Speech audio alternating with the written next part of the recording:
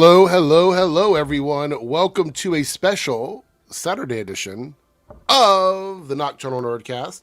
I feel like we were just here a couple of days ago, and I feel like that because we were just here a couple of days ago. As you can see, I'm not working tonight. It was close. I thought I was going to have to work because the blizzard we were supposed to get didn't really happen. It was supposed to start snowing here around midday today. I wake up usually around midday because I work nights, so I get up around the middle of the day. I woke up and there was no snow whatsoever. None. Now, I know some people south of me, I'm in Virginia, some people south of me did get a ton of snow. We were in a bubble of dry air. And so there was no fucking snow at all. So I checked the forecast. I'm like, what's happening? Am I going to work? I'm not going to work. My gig tomorrow morning, the brunch that I normally do, was canceled. Still no snow at this point, but people decided to cancel it. I was supposed to work tonight. Pretty big show. Special event that got postponed from last Saturday was supposed to happen tonight. Apparently, the event, they tried to still have the event. The event might actually still be going on. But I couldn't leave because I got snowed in. It literally started snowing 2 hours before I was supposed to be there. And so here we are. We do have someone in the green room. I wasn't sure if anybody was going to make it tonight because I didn't really make up my mind until about an hour ago whether or not I was going to stream. But we do have Darren in the green room. Hello. What's up, Darren? How are you? How's it going? Well, just trying to find something to do since I'm normally working right now. Right now, I'd be in the middle of like, doof, doof, doof, doof, like making people dance, and that's not what's happening. I actually turned on my stuff up here. I was gonna DJ a little bit, and then I'm like, no, I'm gonna stream. So that's what I decided to do. Let me remove this little QR code here thing. I forgot to take that down. There we go. So yeah, I don't even really have any topics planned. I pretty much was like, let's just stream and talk about stuff. There are a few tweets we could probably look at, some stuff we could probably discuss overall. And we'll let the chat drive it. If you guys have a topic you want, we'll do this because we do have a super chat goal tonight. I don't know how long the stream is going to be because it's a Saturday night, so people can come and go if they want to. I might stay on for a while. We have a 10 super chat goal for both channels. If you're watching on Debunks or Reloaded. If you want us to talk about something and you have a topic, super chat it. Any super chat counts. Like a 99-cent super chat will count. So anything you want us to talk about, we'll do it. Well, I'll say anything. Within reason on YouTube. Because YouTube, it might be tough to talk about certain stuff. But, it is what it is. So, I didn't find out. I guess I did ask, but I don't remember everybody's answer. Did you watch all of Wonder Man yet? Yes, I finished it last night. Okay. Yeah. All right. Without spoilers, because we'll talk spoilers on Monday, what are your general thoughts on it? Did you like it? Did you not like it? I love it. I this is in my top 10 of like everything, of like the entire MCU. Yeah. I think it's incredible. I've seen a lot of people, even the channels that hate on stuff, feel reluctantly compelled to be nice to it. I saw this. Yeah. Let me see if I can find this really quickly. I saw this tweet, and let's see. By the way, I'm trying to use Twitter as little as possible, so unless I'm looking at a tweet specifically, I will always use articles moving forward. Twitter's just a bad place. But this tweet is interesting. So this is from everybody's favorite channel, Nerdrotic. Oh, God. And unable to just give a positive critique, there's got to be some sort of swing here. Wonder Man is mid, which okay. All right. I don't really know that if I agree with that, but whatever. A bit slow in the beginning, which I do agree. I think the first couple episodes do kind of take their time a little bit. I don't disagree with that. With solid middle episodes, 4 is the best. I did enjoy 4. And just a meh ending. Now, I find that really interesting because without spoiling the ending, they actually did something unexpected, which is what I think people had been asking for, like a non-predictable, unexpected ending to a Marvel project. And I thought they delivered on that with Wonder Man. It isn't great. I disagree. And it doesn't totally suck. I do agree with that because obviously I think it's better than great. Ultimately, pretty forgettable. I don't think so. I think it's only forgettable if you classify Marvel as just like the big films, like the blockbuster movies, and you don't consider anything else. I don't think it's forgettable at all. I would never watch this again. Okay, I think it's really interesting that this is somebody that also champions correct director-driven projects and like creative-driven projects, but you'll never watch something again that's clearly a well-done piece of media that Marvel kind of let the writers and the directors and the producers kind of make the show they wanted to make. Surprisingly, the two leads carry it. What a funny comment.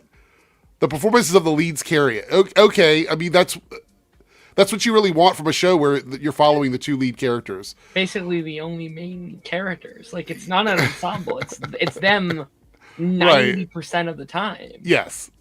All it took for Marvel to make a semi-decent show on Disney Plus was not to make it about superheroes. I would argue that it is about superheroes, but in a weird way. You know what I mean? Like, do we consider I guess the question is, do we consider superhero stuff only the stuff that we get with the big fights and stuff like that? Or can superhero stuff exist that isn't overtly superhero? Like, because it is a story about somebody with powers.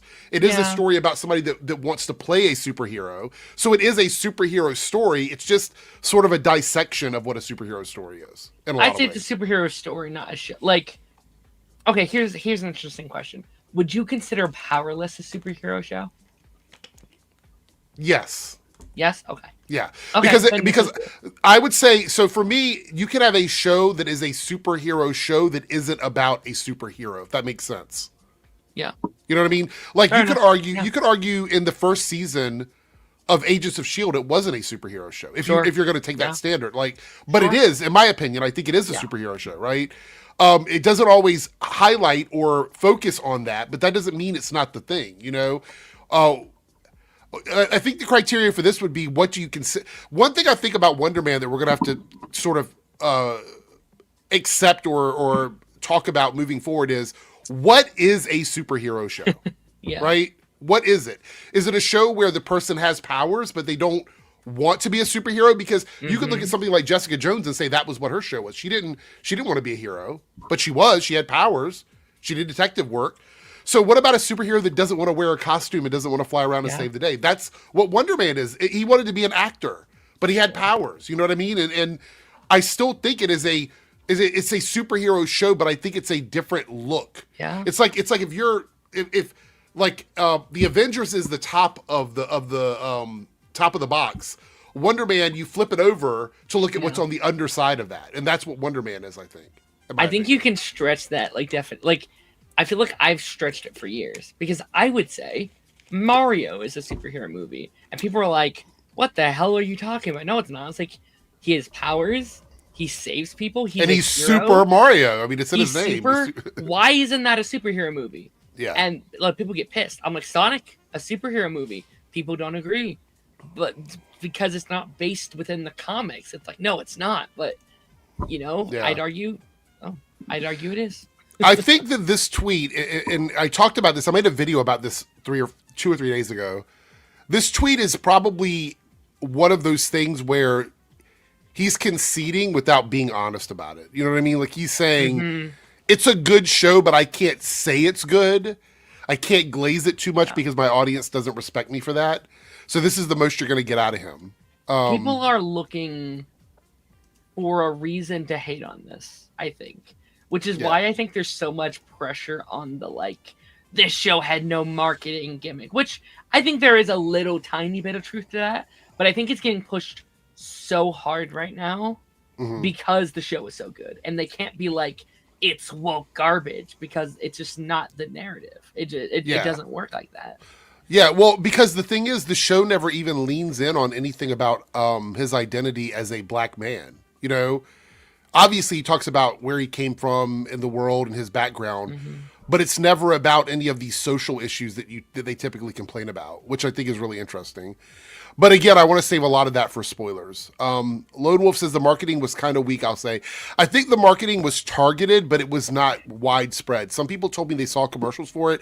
I watch a lot of TV with commercials. I never saw a single ad for it. And it's really weird because I'm watching on streaming devices where ads are catered to me. Like, they know exactly the kind of stuff that I like, and they never advertised it to me. So here's my nitpick with this, though. Like, this argument is like... What's up, Joe? This had better marketing than Eyes of Wakanda. And Ironheart. And Ironheart and Marvel Zombies. Yeah. And Echo. And let's be honest, already better than Daredevil Season 2. It got its trailer. It's been marketing this show for almost a year now. Daredevil was 2 months out and it just got its trailer. So it's like... I don't like that. That's the big thing. Is like this, it had no marketing. It's like, where was this for Ironheart? Where was this for all these other shows? But I also want to say the reason why the marketing started so early is because the show got pushed back.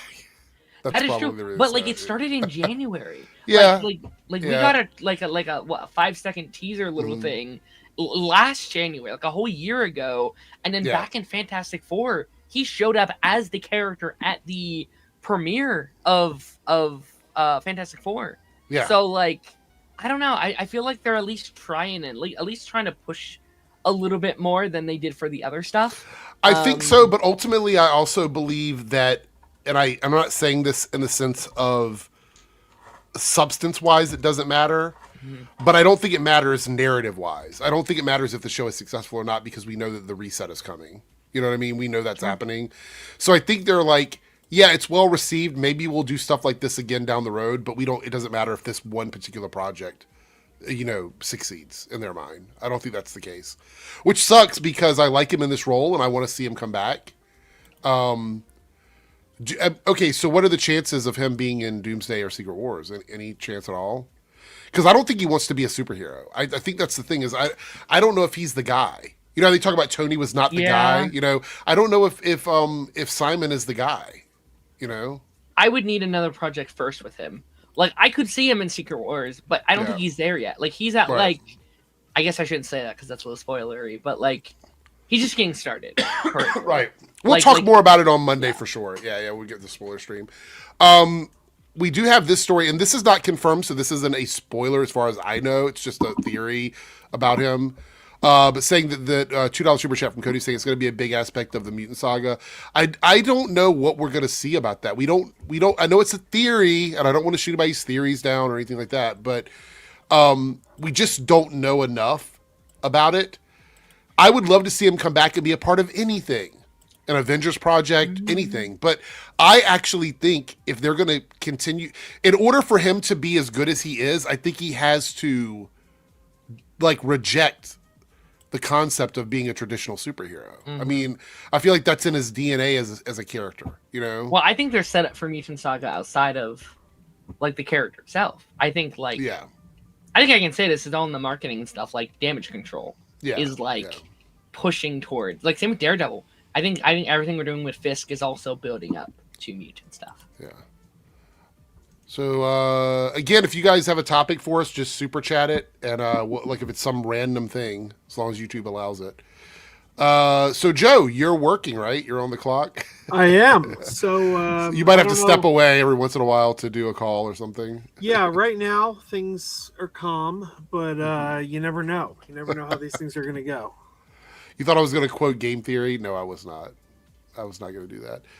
So I saw this today. Apparently, Bob Iger will be stepping down as Disney's CEO before the end of 2026. I wonder who could take his job? Who would want the job? Oh, you think they're setting up to make her the CEO? That was an online rumor I read. That would be crazy, Joe. That would be crazy, Joe. Get it? Did you see what never mind. But yeah, no, that would be for sure. If Kathleen Kennedy got announced as the CEO of Disney, there would be a chud meltdown online for sure. 100%. That would be hilarious.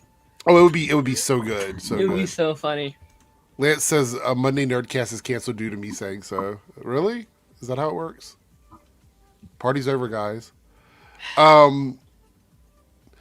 Yeah, I don't know. There's not much about this. I read the article, and I didn't really see much other than speculation. But I don't.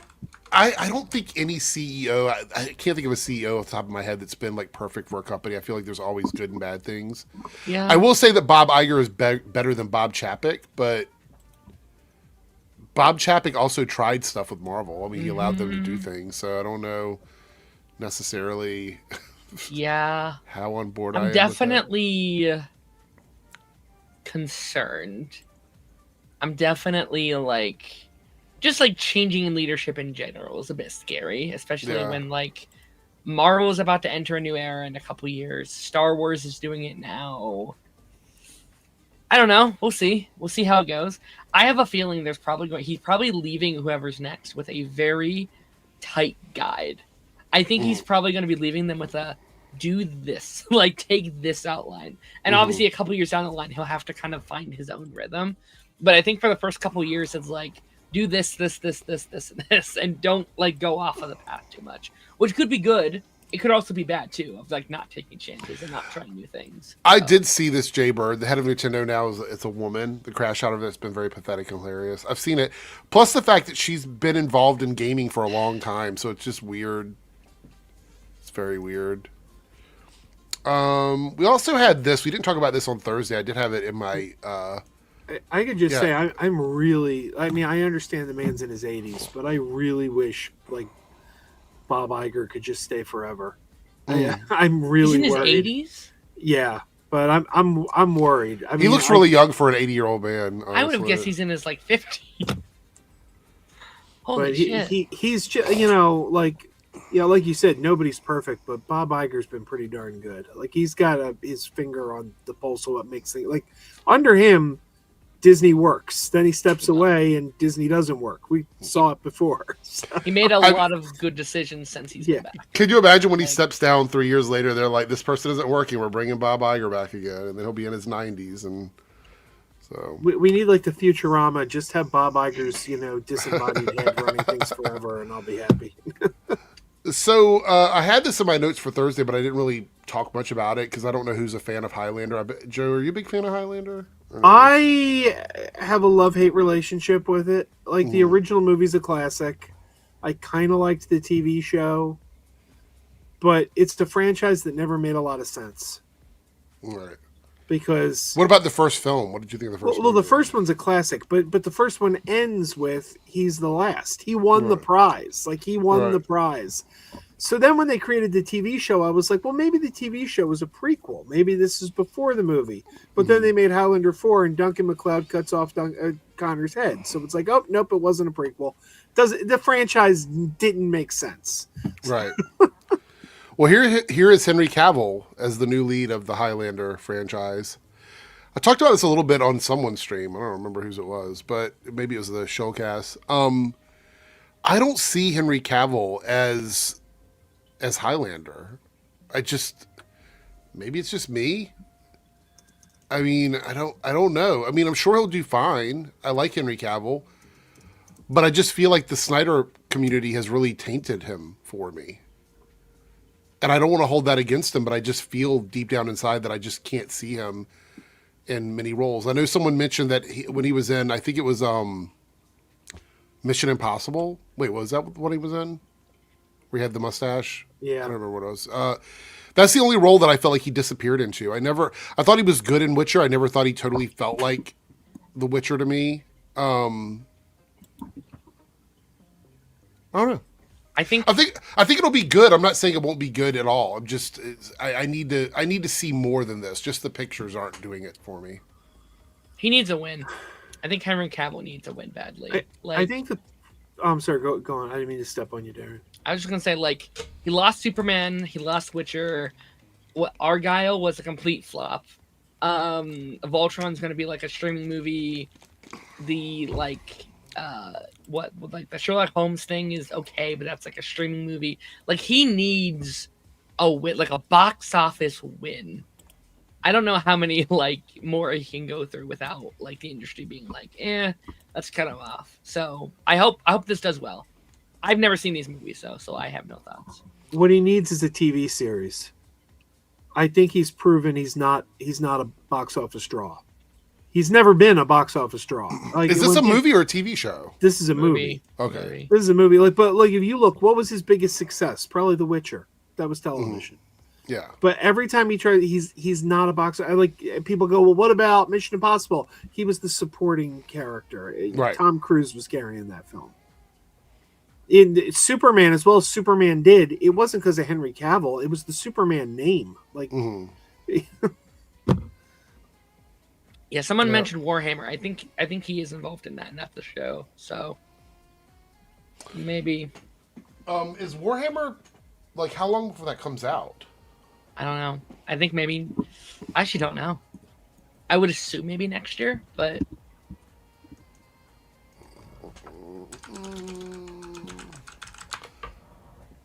I see your tweet or your super chat. We'll do this. I think I've got this pulled up here. So, Lone Wolf here with the $2 super chat. Have you seen the God of War casting updates? You super chatted. We deliver. So here we go. The cast of the live action God of War series so far.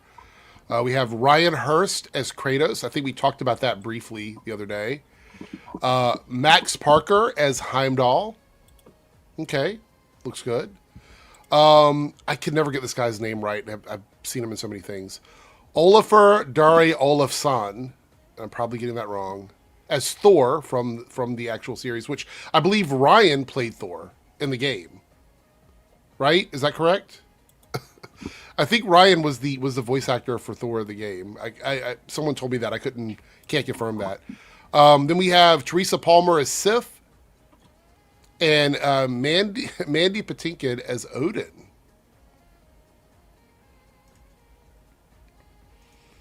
I don't know. I like the God of War games. I've played them, so I enjoy this. I'm excited to see what this is going to be.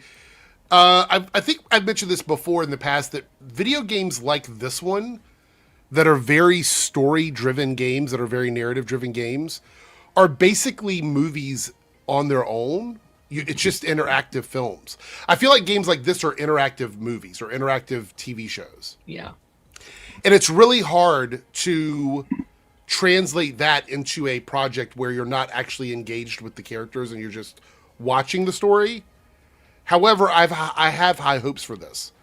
And I do know that a lot of times these projects are more successful for people who didn't play the games. Mm-hmm. Is that a fair assessment? That people typically, the ones that are more open to whatever these projects end up being are ones that didn't invest, 100 hours into a video game. Yeah. I have a lot of faith, I think mainly because this is Amazon. Amazon just knows what they're doing. Like they're doing Fallout currently, and that's amazing. I'm wondering if it's going to take that same template, though. Like, is it going to be like a new story in the universe? Or are they going to be adapting a certain game? Will be interesting. Or maybe both. Oh, I didn't think about that. That's a good question. I don't know. Because they could just take stories in the game and flip them around, change the order of them, or combine stories together. Me and Taz pitched a really silly idea over on Nice Thing where we said it should be an original story for the main storyline, but they should like flashback via Arrow style, like every episode to like a previous game story and have it kind of be like a best of both worlds, kind of be like, here's where I came from and here's where my past is, kind of thing. Yeah. Jake has arrived. Yo. Why though? Well, you said Arrow flashback, and that's when I popped in. So yeah. Bob says they're skipping the Greek pantheon entirely. I think so. I think they are. I think they're just going right to like the games that came out more recently. Probably 2018 would probably be a good place to start. Yeah, I think so. Oh gosh, let's not talk about the Melania documentary. That's. I don't. let's see if my audio works. There's a part of me that's curious. Like, I kind of want to go see it just out of curiosity. I wouldn't pay for it though. Like, I would pay for another movie and go in. That's what everybody's doing. People are showing their tickets for other movies, and they're just going into the Melania documentary. I'll tell you this though: there's all these reports about how the movie's not selling at all. I checked my local theater. I don't get it. I can't explain it. every show looks like a sellout in my local There, theater. okay, so the theory is, and Jake, I'll let you talk. Sorry, I didn't mean to cut you off there, but the theory is that this is very similar to the other movies that come out from like these right-wing groups, is they buy up tickets in bulk and then gift them to people. Oh, Angel Yeah. Films. Yeah, that's what the theory is. But here's what I noticed: all the matinees are selling out, but none of the primetime shows. So I was thinking, like, is this all senior citizens? Yeah, it's probably all old people. Yeah. Let me check mine. I'm curious. What were you gonna say, Jake? Be senior cinema. That's what it'll be now. Also, Mine- Sorry. Fetman does bring up a good point. It'll probably be the next version of that film. Mine's even better. Mine's not showing at all.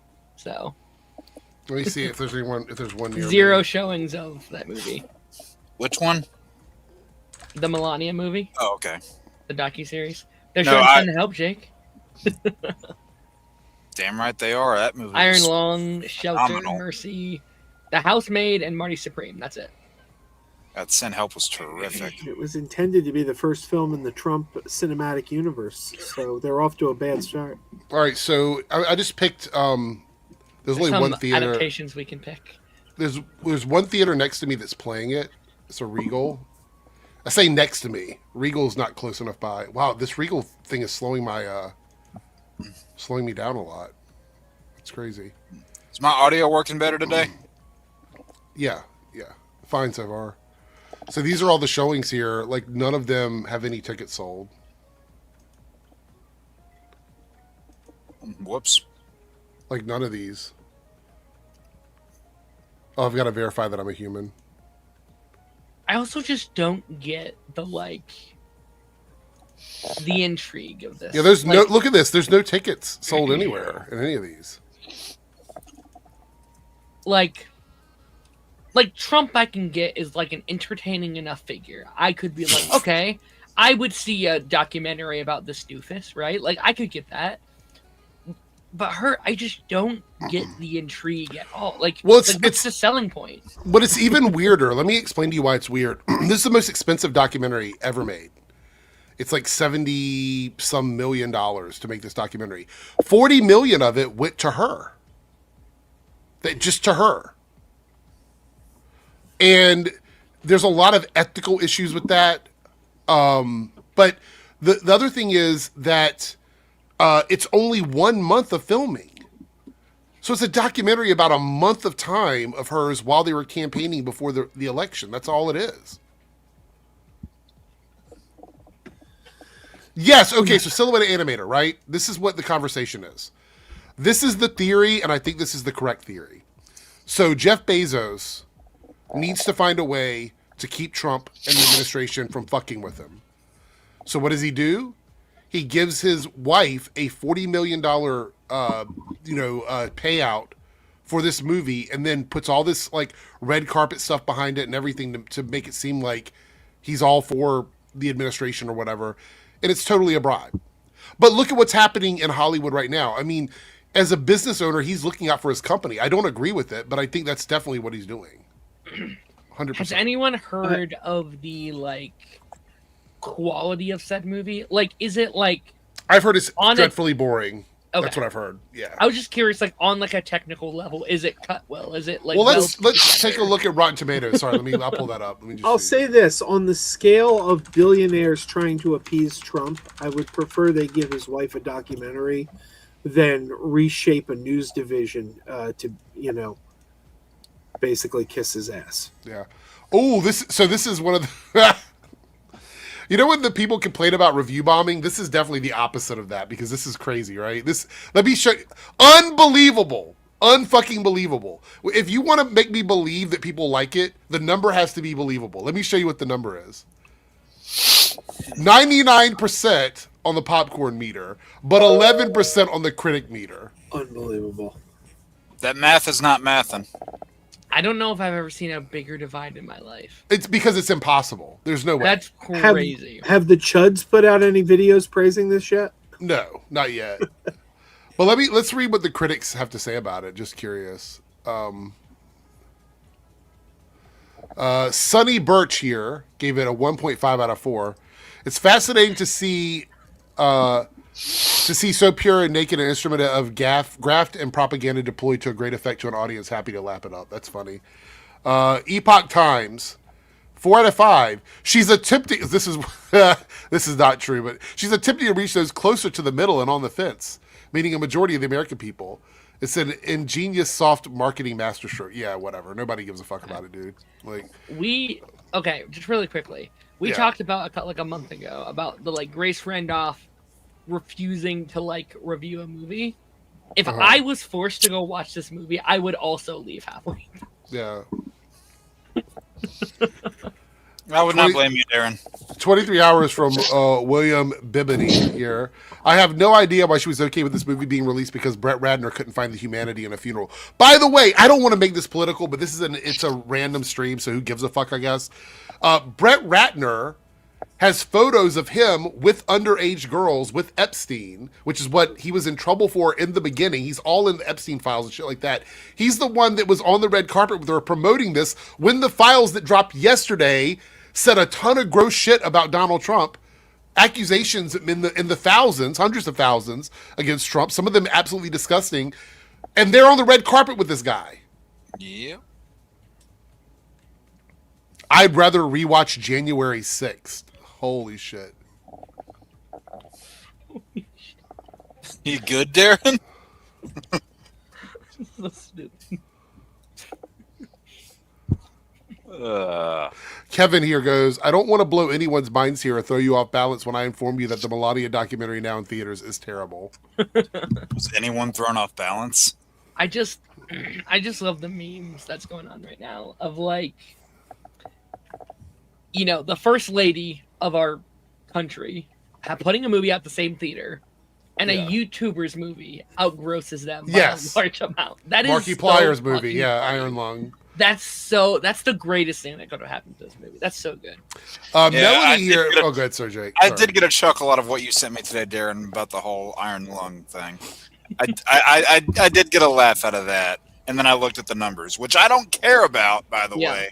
But then I looked at it and went, right. I think, but like he's also been very open to be like, this is going to stick for today. I am the number one in the world today. Tomorrow, probably not, but today, I think it's funny. Melanie here gave it a 4 out of 5. If you take this film for what it is, Melania's own curated take on herself, then there's one thing she wants to get across. It's that there's human warmth there under the cheekbones and the slanting feline eyes. What a completely, like, read the room. Is this someone, like, trying to... Is this, like, a bad attempt at writing a romance novel? What is that? It's someone trying to ignore the fact that this movie was made to placate the Trump administration is what it is. Now, a lot of these other critics see it for what it is, but...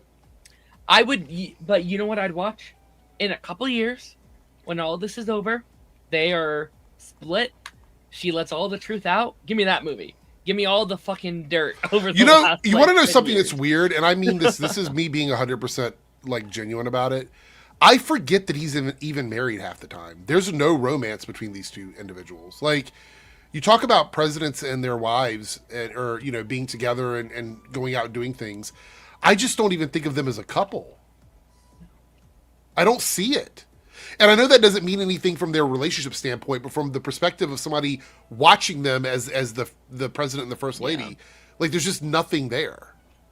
I think Michelle set such a standard that no one has been able to, like, replicate since then. Like, she was active with all the kids, and look what we've had since then. Yeah, no, for sure. Like, it's just, I think, just going forward, like, I don't know if anyone can, like, I felt like sometimes I heard more about, like, Michelle than I did, like, Barack. Because she was doing so many, like, you know, things with schools and things with kids, and, like, she was going out and doing charities, and, you know, she fixed the pyramid, and she did all these things. I don't know any movie that I've gone through in modern times that has this many random, like, 5-star. Didn't Michelle even guest star at one point? And Darren, I'm asking you this, you probably know more than me, but didn't Michelle at one point, like, make a guest appearance on a Disney show while she was first or something? I think she did it a couple times, yeah. Oh, I didn't know about it happening more than once. Was it Jesse? Was that? I don't know. I just remember reading that, you know, years back. I'm like, huh, okay, that's... Yeah, she did something. That's new. Also, Eric, did you see? Oh, never mind. I think you did. I think she did never like mind. some Vine stuff too. By the way, we will do some lists tonight. I just haven't decided which ones yet. Okay, cool. Oh, Ronan has jumped in. Ronan. What's up, boys? Hi. Oh wow, we got a $10 super chat from Two Stone to the Bone, channel member as well. That name is great. It is great. With nothing attached, so I'm guessing it's just a donation, or you forgot to put something in there. But if it's just a donation, thank you. I do appreciate it because I'm not working tonight, so anything you guys want to toss my way, I'll be happy Guys, to take. YouTube is killing this It's channel. killing the channel. Yeah, exactly. It's blacklisting me. I'm blacklisted by YouTube. So luckily, I barely watch the news anymore. I don't really have the option to do that. I kind of have to watch it. It's if you're watching anything entertainment related, you're gonna run into something political. It's Unless I need to balance it out. Yeah, unless you're just like on a streaming service watching reruns of whatever show. Yeah. Like a good balance out. Just be like, let's just play for bleak jokes. When it's like Fallout. It's like, all right, everything's going to shit. Everything is shit. All right, let's see what happens when we roll the dice. What is this commercial that you sent, Joe? I didn't know if you saw that, but this is a Super Bowl commercial that William Shatner did for Raisin Bran, and it is pretty phenomenal. Okay. Really quickly. Yeah. She appeared on Jesse, and then she appeared as on Doc McStuffins. What the hell is that? It's like an animated like Oh, Disney Junior show. It's like no, I agree with Ronan's point. Like that's one of the reasons why I have like X-Men Taz as part of my morning coffee routine. Why I have it on there because things are hitting a little too close to home lately. So it's an odd balance between refreshing, mind cleanser, but also keeping you in the reality. Mm. So this is a Raisin Bran commercial, and if you guys don't notice, he's sitting on a toilet. So This is pretty great. Let's see where this goes. No I fucking saw way. the article about this. Will Shad here, bringing fiber to the masses with Kellogg's Raisin Bran. Duty calls Will Shat? every darn day. Whoa. Will Shad in the house. It's fiber time. Is that dog a Shih Tzu? Perfect. Will Shat on the car! You're too old for this shit. Kellogg's Raisin Bran. High fiber, happy gut. Wow. I just know at the end he's sitting on the left or on the right. I saw the behind the scenes thing about this where people saw him in his car eating Raisin Bran, and like paparazzi got a hold of it and was like, he's broke. He's like eating in his car. He's homeless now. Or And it was an ad. It was a ploy out the whole time. Yeah, he was filming a commercial. That's hilarious to me. Will Shat on the car. I love that even in the commercial they have like their own version of the Energize. It's like, oh my god. Let's see here. All right. Lone Wolf here, the $5 super chat says, Adam does movies always trying to be humorous, saying that six comment. What? What? I'm confused. Yeah, Lone Wolf, you're gonna have to go into a little. Is this a 6-7 joke?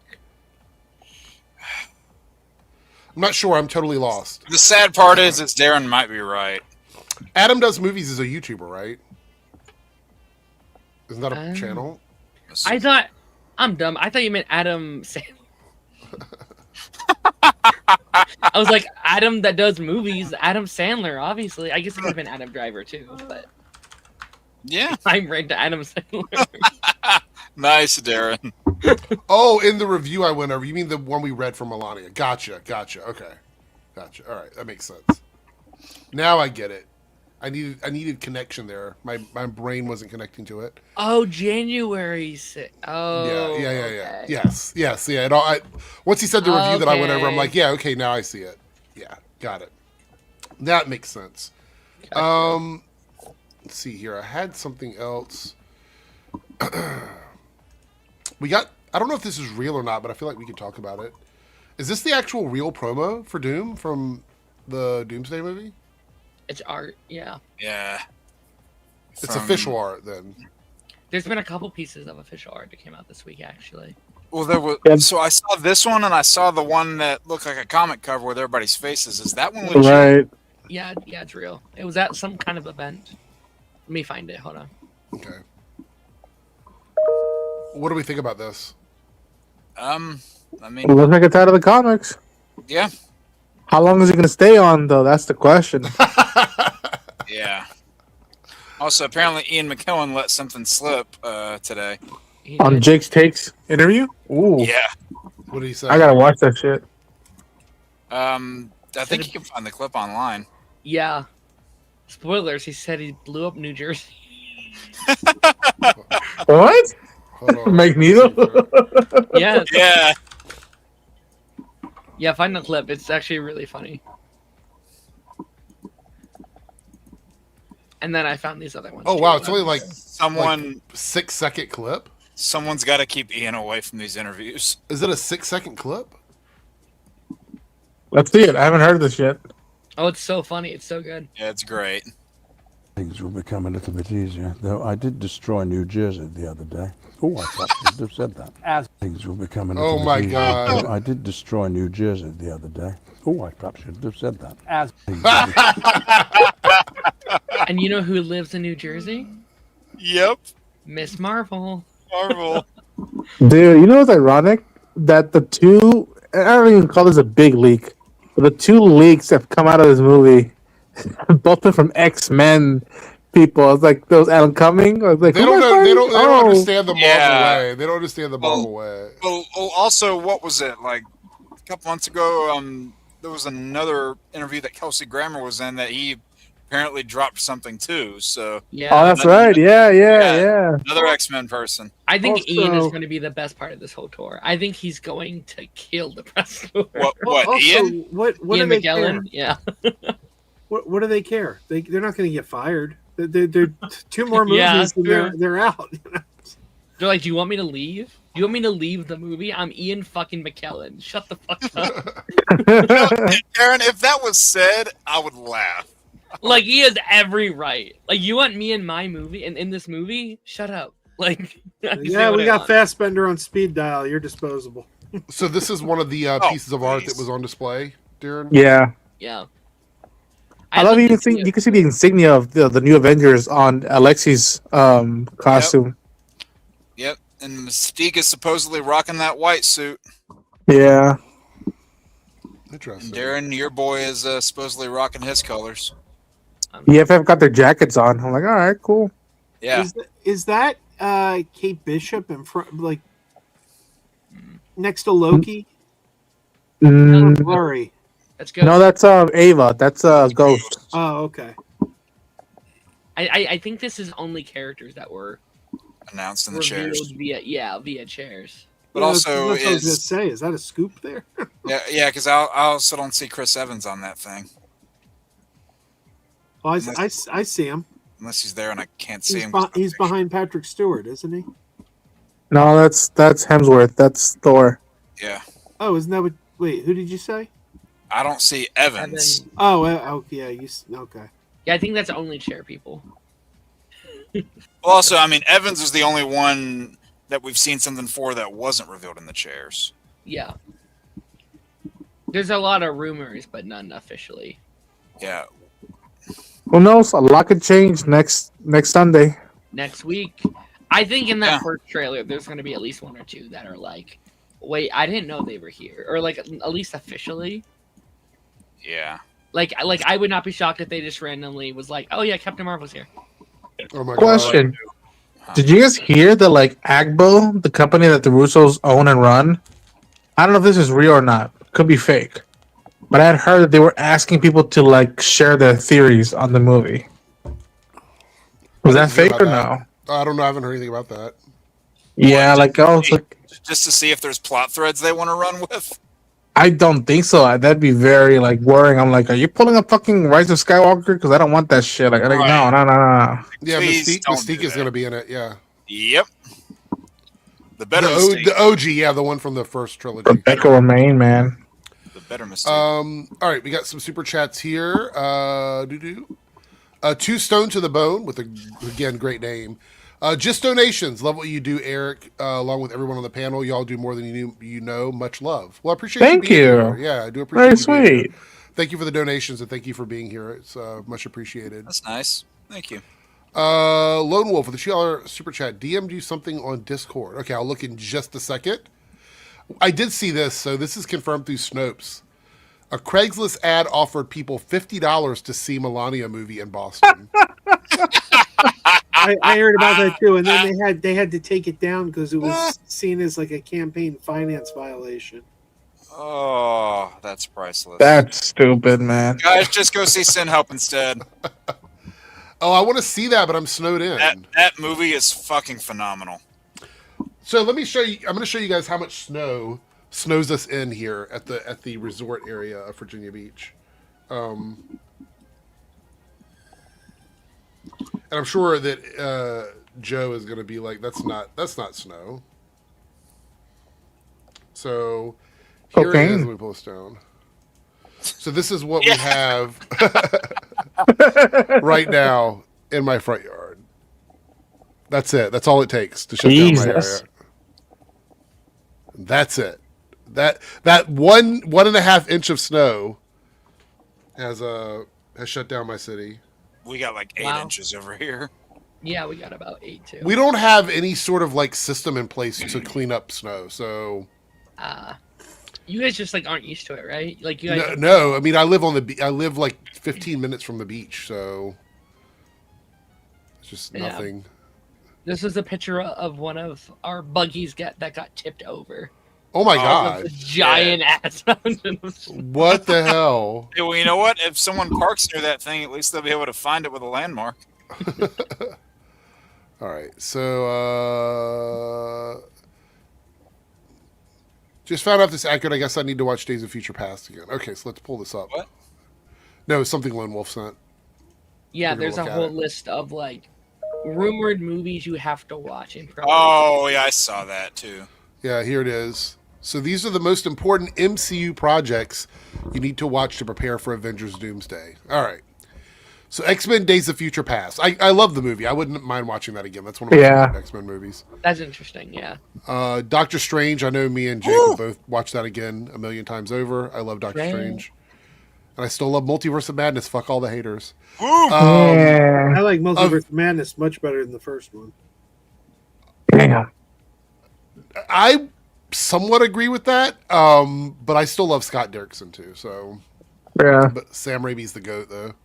You're damn right. Avengers Endgame. Okay, I mean it's not my favorite of the two, but it's fine. I mean, makes sense. They're re-releasing it in 7 months, so yeah, I'm probably gonna go. I'm actually gonna go see it in theaters again, probably. Yeah. WandaVision. I'll totally watch that again. I love that show. Yeah. This is for Joe here. Loki season 1 and season 2. Boom. Spider-Man: No Way Home. Okay. Yep. Oh, look, Doctor Strange in the Multiverse of Madness. Fuck yeah, baby. Ant-Man and the Wasp: Quantumania. Fuck no. That one's interesting. That's one of my favorites. It's never too late to not be a dick. Fuck that movie. I love that movie. People are referencing the like final scene of the movie, which I think is really funny. Where, what, like, with all the Scott's gangs? No, with like Scott being like, something is coming. Something bad. Oh. Die. Dot, and, like, dot. thing is like they're gonna retcon that to be Doom instead of That'd be so stupid.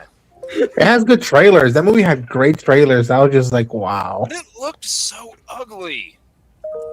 I think that the Ant-Man and the Wasp: Quantumania should have been a separate movie. What is that noise? Am I hearing? I have something? no idea. I lowered the volume, but Oh, there's somebody who's sending me like hundreds of emails all at once. oh, okay, all right.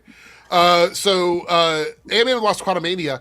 I think Quantumania should have been its own movie separately from Ant-Man and the Wasp, and it should have included a variety of Marvel characters. That's what I think. What's hilarious dude- is that when you look at this movie, the Wasp is in the title. She doesn't do a damn thing in the movie. That's true. Well, it's a joke now that like the original Wasp does a ton, and I love what they did with Janet, but like with Hope, it's like Nothing. what? Like, and to me, it's a good sci-fi movie. But like, following up Ant-Man, I was like, wow, man, and I was so hyped for that because I was like, ooh, Ant-Man's gonna lead us in a way that like I didn't think, but nope. Bob says that Doomsday is a direct sequel to Endgame, which I do know that. Re-release will probably have a new post-credit scene. We've heard this for a minute. That'd be tight. And then they'll probably re-release that version on physical with the post-credit scene attached. I think just attach like a promo for it. Just like attach like a little like 30, 40 second like, oh, like come to see this brand new trailer for Doomsday. And then I think because of the tie-in with the X-Men, we have to watch the Marvels again, obviously, because that's gonna connects with Photon and that whole storyline. You know what I've been thinking about, guys? That like, frankly, I don't really need an official trailer for Doomsday next Sunday. If I get one, cool. But like, you know what I would need? Like both Endgame and Infinity War had great Super Bowl spots. Yeah, I just hyped you the fuck up before the movies came out, and I'm like, give the official trailer time for a brand new day, and give us like a 30-45 second like clip of new footage for Doomsday, and I would love that. You still haven't seen anything for Brand New Day yet. Same, yeah. I mean, there are leaks, but like, no, yeah. 6 months out, guys.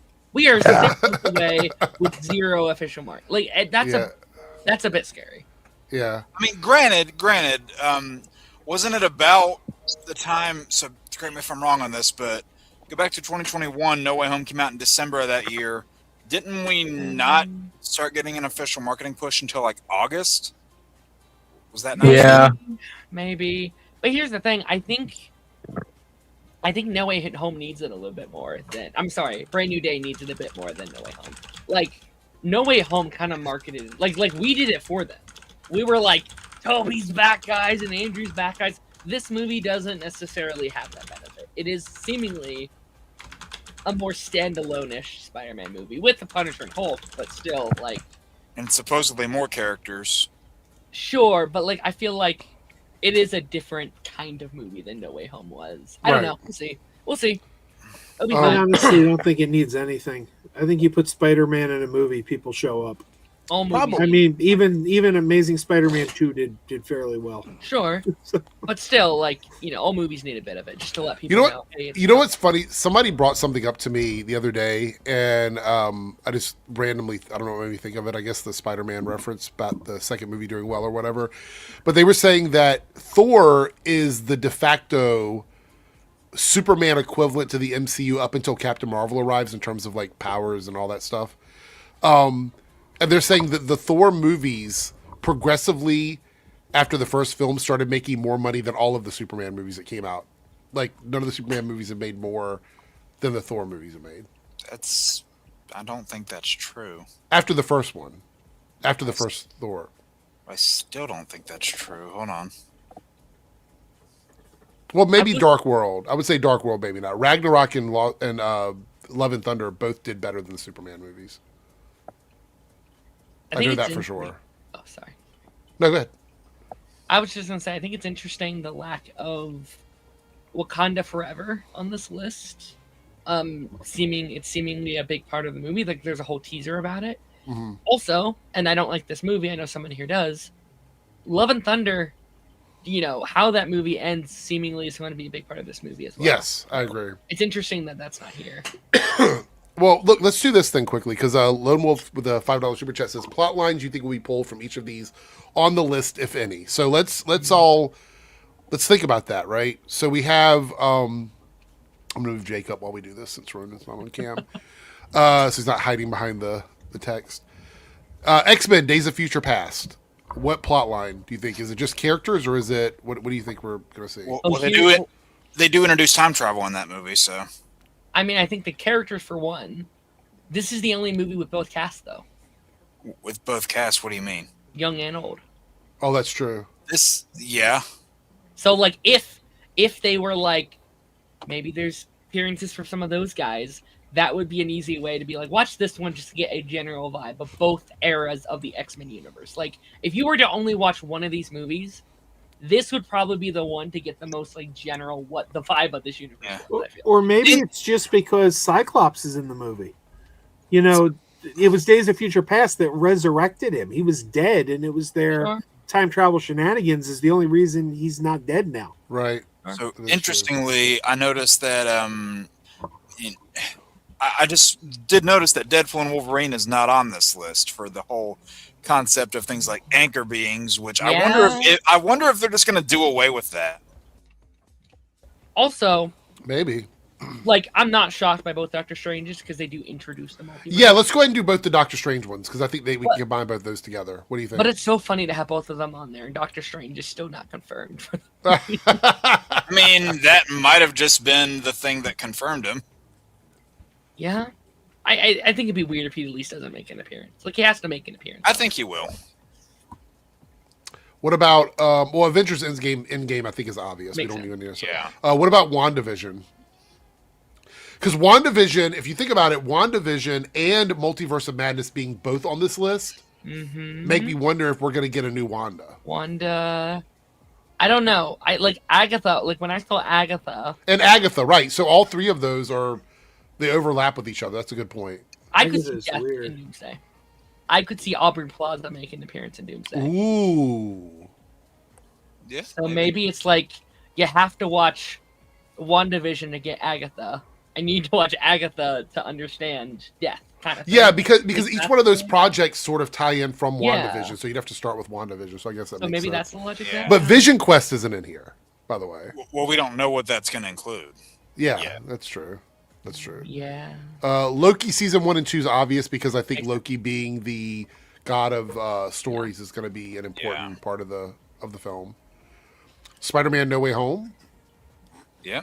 It's the first Toby and Andrew? Does that hint at... It's also the first movie that really breaks open the multiverse because Far From Home teases the concept of it. Yeah. No Way Home is the first one that breaks it open. Yeah, that's interesting too. And also maybe the identity of Peter. Like if Peter is in this movie, which is still up in the air, at least Peter. Peter, yeah. Yes. Like you would have to explain, wait, why doesn't freaking Thor know who Peter is?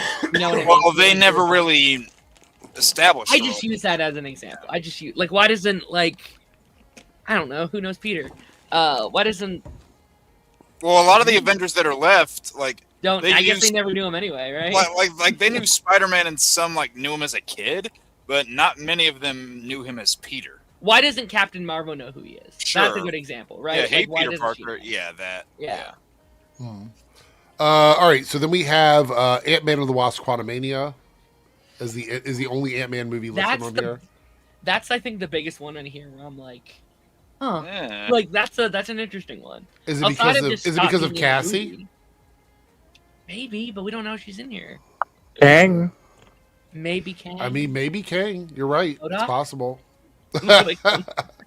maybe the quantum dimension is a factor in here somehow.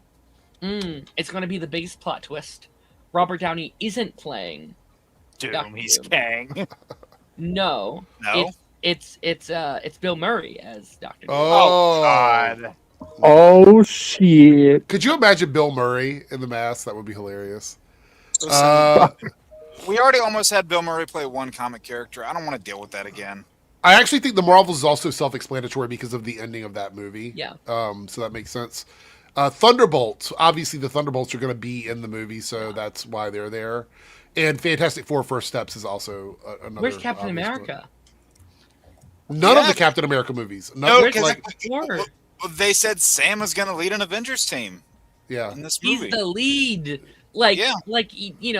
At least watch the ending of Captain America to be like, oh yeah, he's forming a team of Avengers. That's all you really need.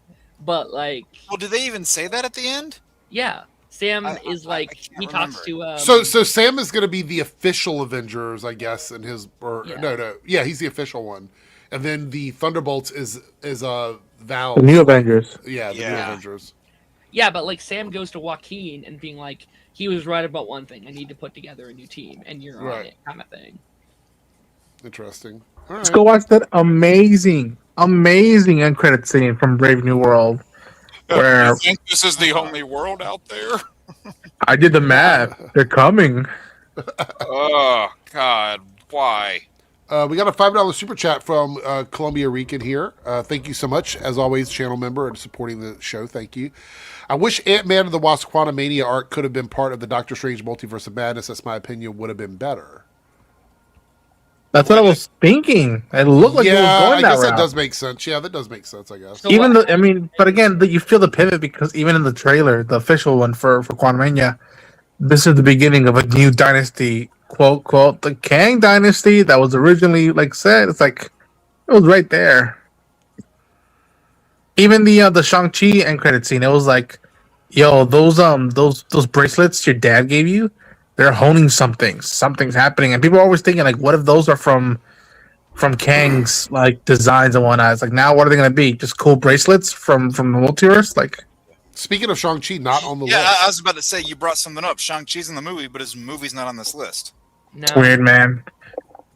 It's weird, man. You would think they would want to prompt up almost anything Destin Daniel Cretton has done because of Wonder Man. I don't know. And I brought up Deadpool and Wolverine earlier. Channing Tatum's in this movie, yet they don't list Deadpool and Wolverine on that list. Yeah, that's very interesting. I'm kind of worried about Shang-Chi in this one because he stopped filming before everyone else. Like he. Oh no, Darren! Don't even So I'm scared. Maybe he has a smaller role than someone that would break my heart. It would too. I would be pissed. I'd be like, really? What was it? 4 years for this shit? I'm nervous. I just hope Madison with a Y, but not where you think is in it. Oh my gosh, she's dating Wong. Her with Trevor from Wonder Man. Put them together. My God. They can make a movie or something. I really shit you not. I've been writing down who would be if I was to do a West Coast Avengers series or a movie. Who I would be oh yeah, Madison would be there. She-Hulk, and be like, all right, this is it. Everybody else, give me $90 million and just f off. Leave me alone. Don't worry about this. It doesn't tie to the saga. It's just a cool thing to do. Something a little interesting I thought about too, and this is a very much a nitpick, I guess if you want to call it, but the one Fox X-Men movie that they list is Days of Future Past. Right. So there's also only one Fox X-Men movie that Alan Cumming appears in, and it's not that one. So that's true. X2, yeah. Yeah. Found that a little interesting. Same thing with technically Rebecca Romaine. I mean, Mystique is in Days of Future Past, but it's not that one. You shared something. Who's sharing this? Is this Darren? Did you share this? Oh yeah, that was 30 minutes ago. That's just the video. Okay. A lot of those. Okay. The hell? Okay. Okay. Okay. Yeah. Okay. That's legitimately what I thought. But no, we were talking Strange. I'm sporting the Strange shirt today. So. Sponsored. Yep, we are sponsored indeed. Okay. Okay. That video was funny. From the early 2000s. Yeah. Okay. No, it's definitely not my track. It wouldn't just repeat okay over again like that. Madison and Wongers. Bobby the Old Lady says. Strange Academies, let's go. Yes, I've been saying that. Me and Darren were saying that on one of his streams. Do Harry Potter, but Doctor Strange-ified. I would have loved that. I would have loved that. I think it will. I just think they're trying to I mean, I've said this. Yeah, Doomsday out first. And I've said this. I do like the Harry Potter films and books for what they are. Not speaking on the creator, but just I like the property for what it is. But I honestly think that the two Strange movies and just Strange's stuff in the MCU in general, they do a better job at displaying the visuals of wizardry and magic than the Harry Potter movies do. Because especially in the last few movies, it's like they're just running around with a bunch of AK-47s disguised as wands. So you actually get to see them create runes, summon things from other dimensions, fighting all sorts of monsters. Yeah. I would love I would love to enjoy that world with a non-problematic creator. Fair. You say you would like to enjoy that world? Yeah, with someone that doesn't. I mean, it's not as if she appears in the movies, so. Yeah, I don't know. Someday I'll pirate them. I mean, they're all on Max. You don't have to pirate them. That's true, but then she'll get the money. She's already got the money. I know. I don't need to help her though. Betamax. I don't need to give her 2 cents. Lone Wolf with a $2 super chat. So how about that Fast Furious final? Fucking Furious Forever, whatever the fuck they're calling it, Fast Forever. Yeah, what? It's gonna be 2028 now or something. Yeah. Which is crazy. That's a huge. What? That's a 5-year jump from the last one. That's crazy. Why so long? Was there a reason why? Budget. I mean, didn't that news came out that like they weren't sure if they were gonna do it anymore? Like, Yeah. They're gonna raise aliens, man. The last one did really poorly, and there was budget disputes. They told they told him you could do one more, but you got to slash the budget. So there were issues with that.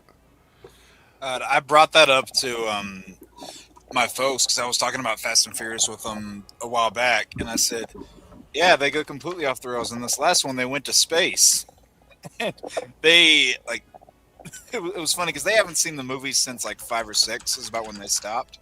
It's like, yeah, they got superpowers and went to space in this last one, and they both just looked at me and they went, "What the fuck? They went to space?" I was like, "Yep." Dude, I'm telling you, Toretto's gonna drive like a alien, like UFO. We're gonna see these guys do a race on the Rainbow Road. I'm telling you. Yeah. I think they go for Riverdale. Like, you have to just go as crazy as you possibly can now. See, They owned it. I'll give them that. Multiverse, guys. Multiverse. They saw what the show was turning into, and they owned it. I've been saying for years that these Fast and the Furious movies aren't doing the obvious thing. It's a Universal franchise. Universal Pictures owns Fast and the Furious. Use that franchise to spin off another film franchise that you also own, because the natural crossover, Fast and the Furious meets Knight Rider, another car franchise. You could have used that as a spin-off, and then you get the Knight Rider movie. I don't know. It seems so obvious to me. I can't believe they never did that. I thought you were going to say Transformers, because I'm like, yo, cars. I was gonna say that too. Like the final movie. There's a huge portal that opens up. Optimus Prime comes out. Take me to your leader. I don't know what they say. But that is another studio though. They own Knight Rider. Ronan, did you get enjoyment out of that? Jake was like, "Give me like, don't you fucking jinx that shit, Ronan." Fucking right. Optimus gonna be driving around playing Los Bandoleros. Columbia Rican here with the $2 super chat says, "Oh God, another Fast and Furious movie. They're not done yet because it's all." I checked out. I'm going to use Michelle Rodriguez's words here. Where can you go? How many Fast and Furious movies can you make? At some point, you got to get innovative with this stuff, right? For anybody who doesn't get the joke, there, she was dissing Marvel movies using those same words. Yeah. When did Fast and Furious jump the shark? I was done emotionally and connectively after 6. Like at 6, I said goodbye. 5 was the last one I enjoyed. Part 1. Joe says after part 1. Never seen them. 5 was the last one I watched. Damn, you should watch. They're worth watching. Like to me, and again, hot take. My favorite one is Tokyo Drift. Me too. No, that's my favorite one, easily. Yeah. Can I respond to Chris Jelliam? Yeah, sure. No. He says, "Joe, I hate to be blunt, but name 5 people, not including yourself, that give a shit about Knight Rider." That's why you do it. I like Knight Rider. That's why you do it. That's the reason you have to keep reviving these franchises, because if you don't keep the IP alive, people will forget about it. And that's why you use a popular franchise like Fast and the Furious to relaunch it. Wasn't there a Knight Rider TV show like 5-6 years ago, something like that? 15 now. A little longer than that. Ago. No, I thought there was another one that came out, but maybe I was remembering something else. I thought they announced a new one, didn't they? Or am I thinking of something else? There was the one in 2011, I think, right? Wasn't that the one that the? One that was on TV? They had that movie Kamen Rider, but that's different. No, it was one of those like. Was it Knight Rider or was it? Columbia Rican says Fast and the Furious, and the multi-car of madness. Oh my God! Just have the last movie then like driving around and spending the whole day at Universal Studios Hollywood, and be like, it's not about the car, it's about the family we make, and we take the family to the theme park, and that's how we play. Like the last shot is just like, I can't finish this fucking sentence. I'm done. The real Fast and Furious is the friends they made along the way. Yeah. Yeah. I think the Cobra Kai people are doing the Knight Rider reboot. Oh, really? But it would have been more successful if it was a spinoff of Fast and the Furious. Just saying.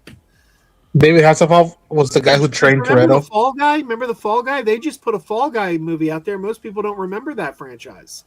I didn't even know it was a franchise. Yeah. I didn't even know it was part of a franchise. I was like, wow. So what we're going to do, I want everybody to think about this. I put it in the private chat. We're going to do this we're going to have a segment on this. One of the things that people voted on was a DCU fan casting. So if anybody has any particular fan casting for one character, or not even fan casting, if there's a character you want to see, like a DCU character that has not been announced, that you want to see, that you want to pitch, as I'll even take it that far, something that you want to see in the upcoming DCU. Just think about it for a second, because you might have something that's not been officially announced that you would like to see. And if you have any fan casting, that's also just like projects that like we would like to see. Yeah, sure. Yeah, just projects. It doesn't have to. It could be an actor that you want to see in a role that we are waiting to get cast, or a role that just has never been announced that you want to see. So we'll expand it to that as well. And you can even fan cast that too if you want, or you can say, I just want to see this character. It's entirely up to you. Two Stone to the Bone with a $10 super chat, and a channel member says, this is the first time I've watched live. Well, welcome to the show. Welcome. I'm usually asleep by now on weekdays. I just watch the playback to and from work, and it makes my day. Just want to support when I can. Well, thank you so much for being here. We do appreciate you being here. Thank you. I would like to do more weekend streams. If we have people showing up and they want to chat, on a Saturday or something, I might do a couple of Saturday Nerdcast. We do have the after party coming up next Saturday with Paigey. Yeah, the 7th. So You sound nervous. Well, he's in New Zealand right now, so I don't know when he gets home, but we'll see. Lone Wolf here with the $5 super chat. Who can do a never turn your back on family impressions? Not me.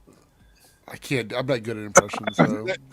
You guys know that there are some impressions I can do pretty damn well. That's not one of them. The closest I can get, I am Groot.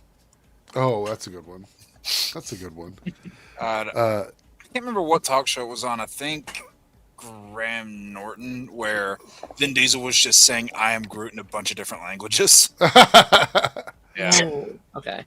Yeah. Columbia Rican doing a fan cast right here with the $2 super chat says Wonder Woman. I would like Melissa Barrera. So I'm seeing that name like thrown it. around a lot. You're not that far from my choice, but yeah. Chris, no, Chris. We don't say those words. We don't bring those words to life. No. Mr. would love- Mixoplex? What? No, go a little higher to see what Chris said. Oh, okay. I would love this That's it. casting as just like a fuck you to Paramount. Yeah. Like, I think that'd be awesome. Right above the super chats, Ronan. That's up your alley. That's your department, Jake. Half of it is. all right, so let me go ahead. I want to pull up. I found this, and I thought this was interesting. A good way to get it started. So you have the Brave and the Bold coming, and this was a fan cast that I found the other day, and I just wanted people's take on this. Ben Barnes as Bruce Wayne, Batman. I've seen it said before. Thoughts on that? Nah. No. You're not feeling that? It's weird. And then I look to my right. Isaac Gonzalez is Selena Kyle. Hell yeah. Like, perfect. Oh, yeah. Darren, What have is you he? ever seen the Pirates movies? Or not Pirates movies, the Narnia movies. A long time ago. He's He's a cast. prince. Yeah. Look who He's they have also Frank Castle's best friend or ex-best friend. He's also Look in at that the- 17 movie. the Yeah. Ra's al Ghul casting. What do you think of that? That's not bad. That's kind of cool. Talia, I've never seen Claudia in anything that I remember, so I don't know enough about her. She was in The Boys. She was in the Call of Duty video game. Oh, that's right. That's her. Oh, Okay, gotcha. That Yeah. She's freaking really good. Is that Yeah, yeah. House as Alfred down there? Yes. Yeah. You know what? What? I kind of don't hate it. I've been I would saying save I would save Hugh Laurie for somebody else. Like, I don't know, like the Phantom, what's his name? Fucking Phantom Stranger. yeah, I would save for that or something else. Like not as Alfred. Like I would have much rather seen Hugh Laurie as Doctor Doom. I've always said that, like, I in an alternate universe, in a variant, I would see him as Doctor Strange. Like, no doubt. Yeah. Hero Tiffin is Jason Todd. I have no idea who Hero Tiffin is. I have no idea who that is. Not the guy Sorry. from Titans, so we're Wait. Scroll down a little bit. Yeah. That's as far as it goes. Oh, okay. No, all right. Okay, no. They were showing Keith David as Lucius. For a split second, I thought they just took the guy from Gotham and put his face in there. Oh. Dave Bautista as Hugo Strange. I could see that. I don't hate it. I've heard I don't hate it it. a lot. I don't hate it. I mean, he's not that big anymore, so. The one thing that really... So let me tell you why I picked this particular graphic here. Matthew Lillard is James Gordon. I could see it. To me, that screams like I want to see him as that character. Yeah. I don't. There's worse you could do. There's worse. I still see Bryan Cranston as a potential Jim Gordon one day. Ooh, that'd be good. Robert Longstreet as Harvey Bullock. I'm not familiar. Sorry. Emily Rudd as Barbara Gordon. Is that is she from One Piece? Yes, that's the same girl. Oh, I can see it. that. Monet or whatever the character name is. Yeah. So I thought those were kind of interesting. Wait. Does anybody? Yeah, go ahead. Robert Longstreet isn't he from the Haunting of Hill House? Isn't that what he's from? Oh, maybe.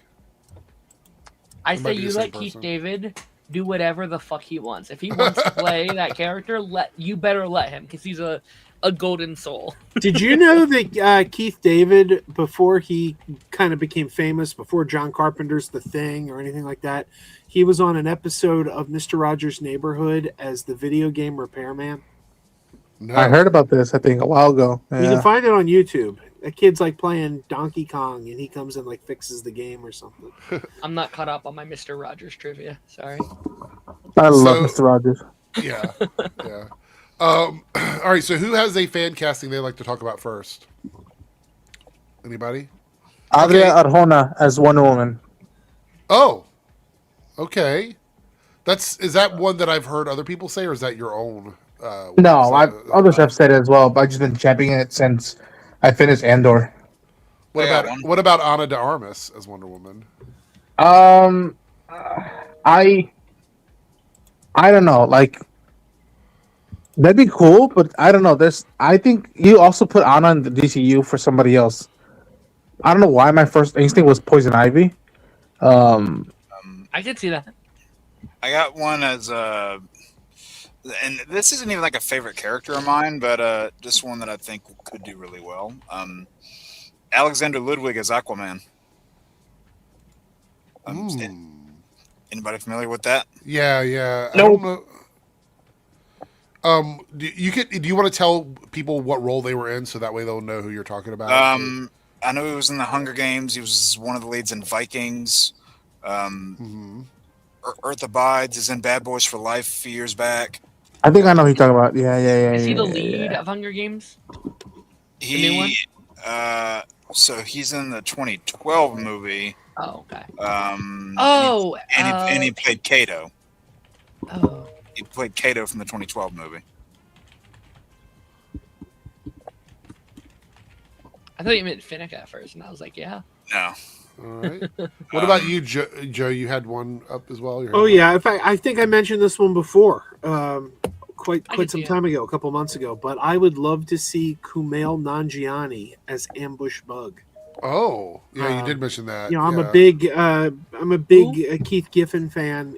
Keith Giffen, his run on Justice League is my favorite run of any comic ever. But he can't do that. He's Booster Gold, right? Well, he hasn't been confirmed, and I don't believe he is. And the funny thing is, I thought in my head he would make a great Ambush Bug. Then I read an interview with him, and he said, unbeknownst to me, that he wanted to play Ambush Bug, and I'm like, well, there you go. That's not bad.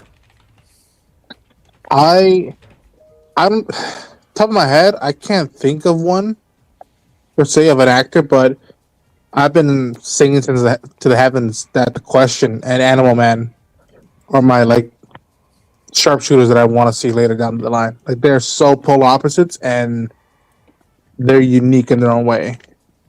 And you could really cast a lot of people as the Question because he doesn't have a face. So Yeah, but he has to have this voice that like you buy, and then again he has to take off the mask because he's also a reporter.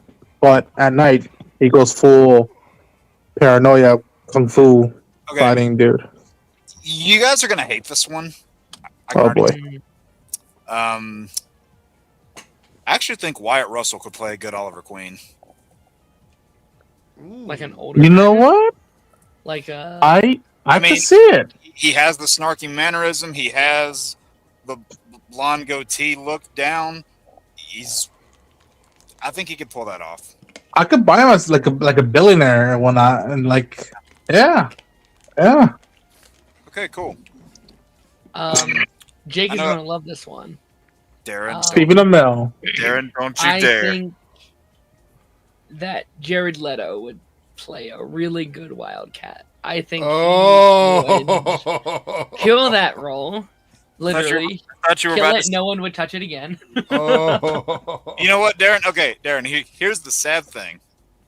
You said Jay. I thought you were about to say J.R. Ramirez, but that fan casting you just gave is so bad that I would rather see J.R. Ramirez in that role again. I was about to say, you better not say he would be worse than Jared. By the way, in the chat, you can throw tomatoes. If somebody says something you don't like, you can throw a tomato at somebody them. said I'm cooking with that one.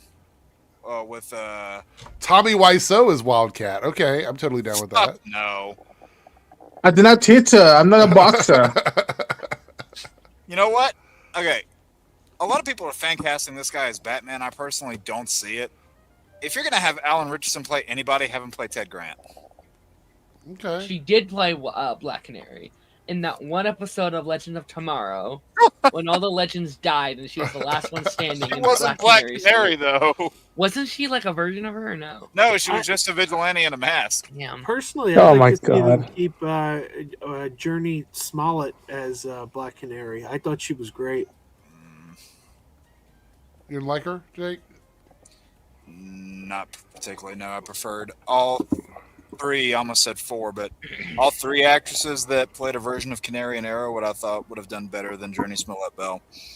I still champion the notion of like maybe not in the main continuity, but do an Elseworld story of Batgirl and bring back Alicia Silverstone. Yeah.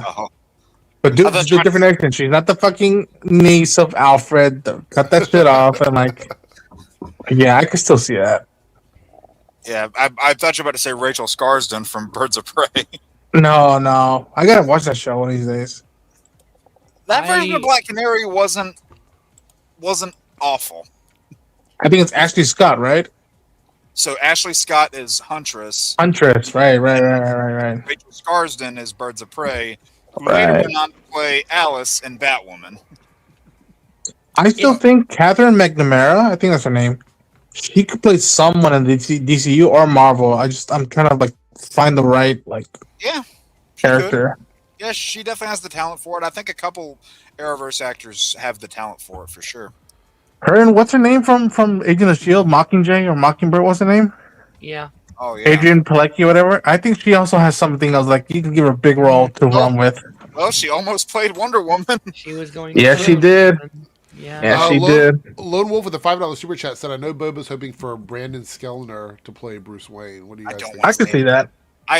There's so much drive for it. I don't want that personally. What about Glenn Powell? No. No. Booster Gold. Do Booster Gold for that. I'm not like saying like I need this or whatever, but I know the internet currently is pushing for the Walker from Percy Jackson to be Wally West, and I'm like, oh, really? I could see it. I could see it. Like I feel like he's at that perfect age where it's like, yeah. Who's that? Percy Jackson, the Walker. Oh, okay, I haven't seen Percy Jackson. Walker. Texas Ranger. Scobell? Walker Scobell. When you said Walker, I was thinking you meant Texas Ranger. Yeah, that's what No, I sorry. I was like, wait, the guy from Supernatural? Have you seen Adam Project? Yeah. The kid that's from Adam Project. Okay. Logan like for the 18 $2 now. super chat says, "Give me Bryan Cranston as Jim Gordon." He did play him in year 1. Yeah. And Aaron brought up Riverdale earlier. I've seen a couple people fan casted from Riverdale to play DC characters. People want God, what's her name that's in the He-Man movie? Melissa, oh my gosh. Camila Mendes, I think. Yeah. I see a bunch of people fan casting her as Zatanna. I could see Oh, that. really? Yeah. Yeah, I've seen her name. I think Bob of the Old Ways also said Zatanna's a character he would like to see. And you know what? Like, Riverdale was a mess of a show, but I feel like would have the acting chops to play Zatanna. One that I don't agree with, that I keep seeing people throw around, is what's the lead's name? KJ, is that his name? Mm-hmm. People keep throwing him around as Wally, and I'm thinking, no, It's way too old. See, no, I thought that Jenna Ortega would be a good Zatanna. no, she'd be a better Raven. Yeah. A little To old play for off- Raven, though, isn't she? Depending what age they're going, I guess. She also looks a lot younger than she is.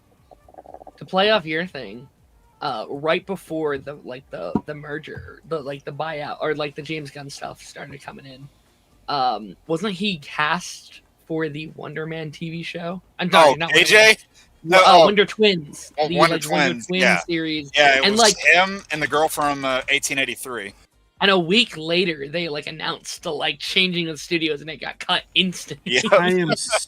I was so upset when they cut that movie. I was so excited for that one. It wasn't a movie. It was going to be a movie. It was going to be a direct-to-streaming movie. Okay. That Wonder Twins project? Yeah. I've always said that I wanted to see Oscar Isaac and Katie O'Brien as both Mr. Miracle and Big Barda. Okay. I like Check this that. out. This kind of go ahead, Jake. I was gonna say you don't really need this one's more of voice. You can get somebody else for mocap. Have Sterling K. Brown do the voice of Martian Manhunter. Oh, So this is a clip here of Chris Pratt talking about pitching a Batman project to James Gunn. I've seen this. Oh yeah, I saw that. I haven't seen it yet. Somebody sent it to me. Let's see what he says. How close are you guys to figuring out your contributions in the DC universe? You guys have had real conversations about this, right? You know, we'd like to talk about the other things as well, but yeah. Before I even listen to this, Chris Pratt is Bruce Wayne, yes or no? No. Nope. Not my first choice, but he could surprise you. I think I don't love this character. Appearance-wise, I don't love this character, but he'd be a better booster. Yeah. appearance-wise, I think he could. Right? Just looking at him, I could be not my first choice, but I could do it. I just don't know if he has that personality for Bruce. I just don't.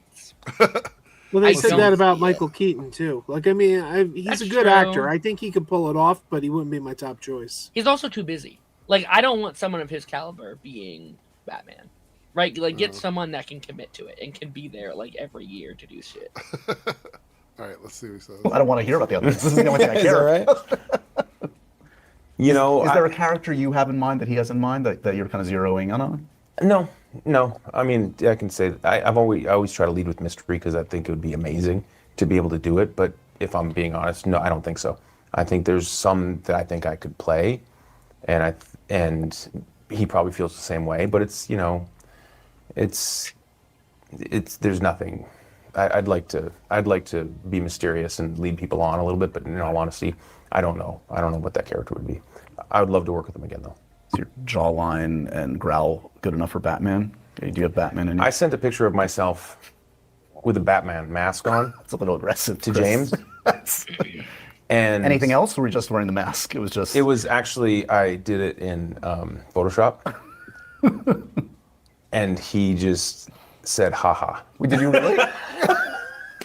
So it's safe to say I'm not going to be Batman. Okay. Yeah. Cross one off. Before we finish this, Ted 2 of 25 says Pratt as Nightwing. Yeah, Absolutely fucking not. Nearly 50-year-old in a fucking Nightwing suit. Absolutely. No. You know what? Fucking swing for it and see if he got the ball to do it. Alan Scott, Green Lantern. But Eric, I just sent you a thing. Here, we'll finish this right quick, and then I'll let me see what you got. That's okay. the person who I said for Aquaman. Okay, yeah, we'll look at it.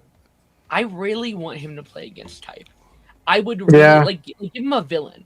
I want to see him play like he's always the like normal lead. He's like the everyday lead guy.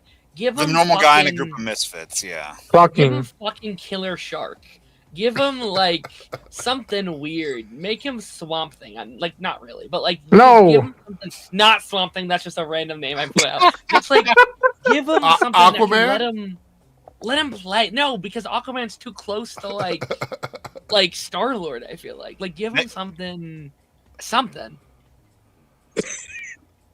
give him something. Bob says I like to see Pratt in a villainous role, so like an anti-hero or a villain. Yeah, same. Like Chris Pratt is Deathstroke confirmed. No. No.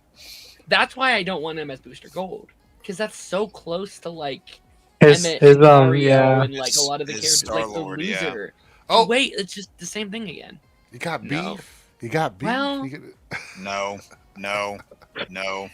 You know who just keeps in mind that? Oh my gosh! You know who just keeps in mind that like he's been like self-promoting. That'd be like, I would love to play this character. What's his name? Who voices Sonic? Ben Schwartz, I think. Yeah. He's always been saying about Plastic Man. I'm like, I see that. I see that. Make it like an animated movie. Wait, but isn't Plastic Man almost typecasting him a little bit? I feel like it could be typecasting. But he's so good. Sometimes typecasting works. Yeah. Yeah, there's the thing I sent you. I think that guy would be pitch perfect as Arthur. Personally. Well, let's see what the pitch was for his Batman project, because we still got that little bit more of this clip. There are many others. I don't know how to do it anyways. There's been so many Batmans. Like, what do you do? Like, I don't know that I would. Right. You know what? I don't want to do it anyways. No, I don't. It was never an option, and also I don't think I would be right for that. And I don't know how to play that, because it's like, even the choice made by Christian Bale to do that voice has now seems like it's self-parody at this point a little bit. Yeah, I think you have to just like completely find a brand new way to reinvent it. Hi, I'm Batman. Just like a Mickey Mouse kind of. Right. Oh no! Yeah, I don't know how that. Josh, I love you, but don't. One beautiful. How about you just talk like a normal fucking person? I mean, that could be. So that's what it feels like. I got an idea. Eric, last time they had Batman talk as a normal person, you had him going, "Hi, Freeze, I'm Batman." That's what happened last time. I got an idea, but it's a cheat. Yeah. George Clooney. What about Chris Pratt as Adam Strange? No. You know what? Maybe. That could work. That's the person that I think could be Aquaman. Oh, yeah. I recognize him from Hunger Games, yeah. Oh, yeah. Yeah. What about Chris Pratt as Rocketeer? Just kidding. It's like DC. I got a role that he could play in the DCU, but it's a cheat because it's not technically a DC character. What's that? But he could appear in a DC movie because he's Warner Brothers owned. Blue Falcon. Yeah. Who's that? It's a Hanna-Barbera thing, right? Oh, okay. Yeah, it's like a Scooby-Doo thing. Yeah, he's got like, is it Dynamo Dog? Isn't that it? Dynamite. I would probably leave Dynamite out of it. That might, but I don't know. But if it's James Gunn, Dynamite is going to be in it. Might be able to make Dynamite. 100% Dynamite would be in there. Yeah. Well, here's the pitch, Joe. Give me Scooby-Doo 3 with like that cast, which leads into a Scooby-Doo and Batman movie. Blends in perfectly. And then you could spin off from there and do your Scooby-Doo with Batman movie would be $1 billion film. I would. Oh, actually, yeah, I think it would do really well. Actually, I was just thinking about this because I've seen several posts about it recently. That Batman Team and T movie that came out all those years back. God. Terrific movie. Imagine if we would have got that with Michael Keaton and the 90s Turtles. Like, Yeah, that would have been Nerdgasm. fucking amazing. that would have been great. I I don't want to care see what one of anyone that says. so badly. That would have been terrific. Big Fieldy says Pratt as one above all. Oh my god. That's Unironically, just that's doing Marvel, that in isn't it? live action. Yeah. would be it's great. Marvel. What about Pratt as Constantine? That would be great. Right? No. I Give it liked to your Matt. Adam Strange suggestion, though. That is Yeah. that is a little Star-Lordy, but Is it you, He should Star-Lord? play a character from like the 40s. You know what? I'm not being serious with this. I just thought about him as Orion. Man, if you know what? wait a minute. I wait a wasn't minute. being really serious with No, that. you weren't serious with that, but you might be onto something there because what if he was Light Ray? What if you got he was the comic relief to Orion? What about Maybe. Deadshot? Is that too crazy? Is that like too out there? Like that'd be him playing against type, in like kind of the way. Yeah, I'm no, I mean, I thought about that earlier. Maybe. Victor Zass. I mean, he's a very layered villain. No. Victor would be crazy for him. That'd be so fun. What about Garfield Lens? All right. So before we move on from this topic, is there any, not necessarily fan casting, is there any characters that you want to see? Because this is another topic we had over here, which is DCU must-have characters or stories. Is there anything in the DCU that you feel like is a must-have for you moving forward? Like something you really want to see either in TV, animated, or movies? The first one I wrote down for this is I want a John Wick-inspired Nightwing solo movie. Okay. I think the fact that we've had 2 Joker movies and we still have never had a proper like Dick Grayson or even just solo Robin movie in general is ridiculous. I think that's so silly. So like a movie that's full on action, full like choreographing, big fights, big bombastic. Like I don't know if that will happen now because it seems like we're just kind of skipping over all the like big early days like Nightwing stuff. But Right. I think it'd be great. You know what's funny about that, Darren? For the longest time, I was saying that Yoshi from Power Rangers should be Nightwing, the Blue Ranger. I've been saying he should be Nightwing for the longest time. You're muted. In the movie, the like 2017 movie? No, like the guy who played him in the old TV. Oh. Oh, you mean like when he was younger? Or now? Yeah, like I think he could play a great Nightwing now, but I mean, He's like in his 50s now, though. oh, I mean, okay, I don't know about like right now. Like, Okay. he looks younger than he is. He does, yeah. I don't know. I don't see it.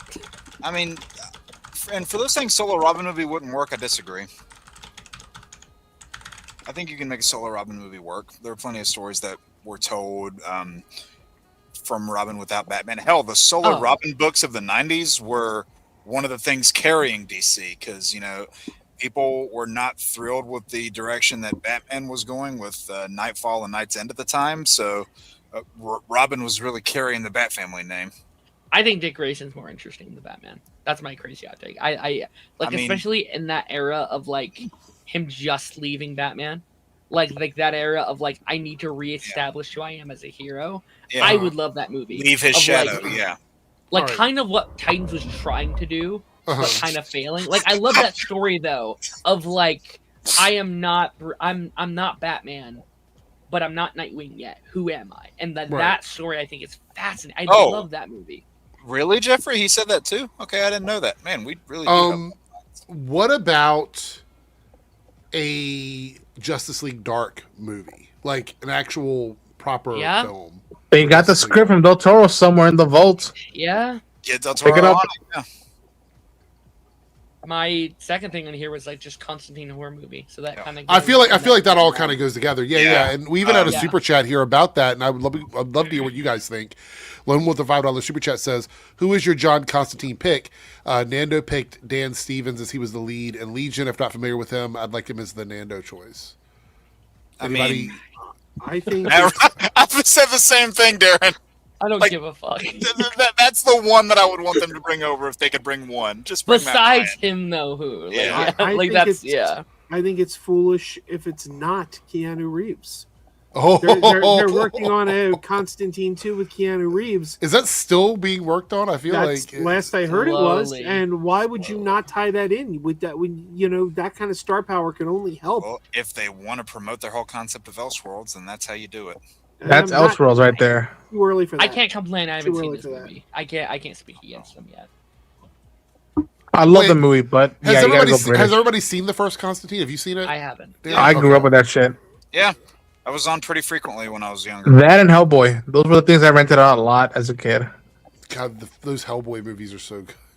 Yeah. Except that 2019 one. No, I wasn't talking about that one. Yeah. I was talking about the Del Toro one. So Yeah. One of my first ones I'll bring up here is not going to surprise anybody. Had to bring that up. Oh, Wildcat. I mean, hey, just put that in. Okay, for context, for like a good number of years there in the 2010s, you guys know how Michael Jai White was doing like a lot of those like kind of bare bones, simplistic MMA type movies. Yeah. You could put Ted Grant in that kind of setting and easily make it work. I actually feel like a Ted Grant movie would also be a cost-effective movie for DC. It would be a very cost-effective movie because, like, a lot of it would be practical. It would be on location. There's not a lot of CG that you need to do. So After getting Wonder Man this week, this makes me want so many more superhero projects that redefine what it is outside of the genre. So, like a superhero or like a boxing movie disguised as a superhero movie is so exciting to me. Like, I think that would really. This is the character really to do it with.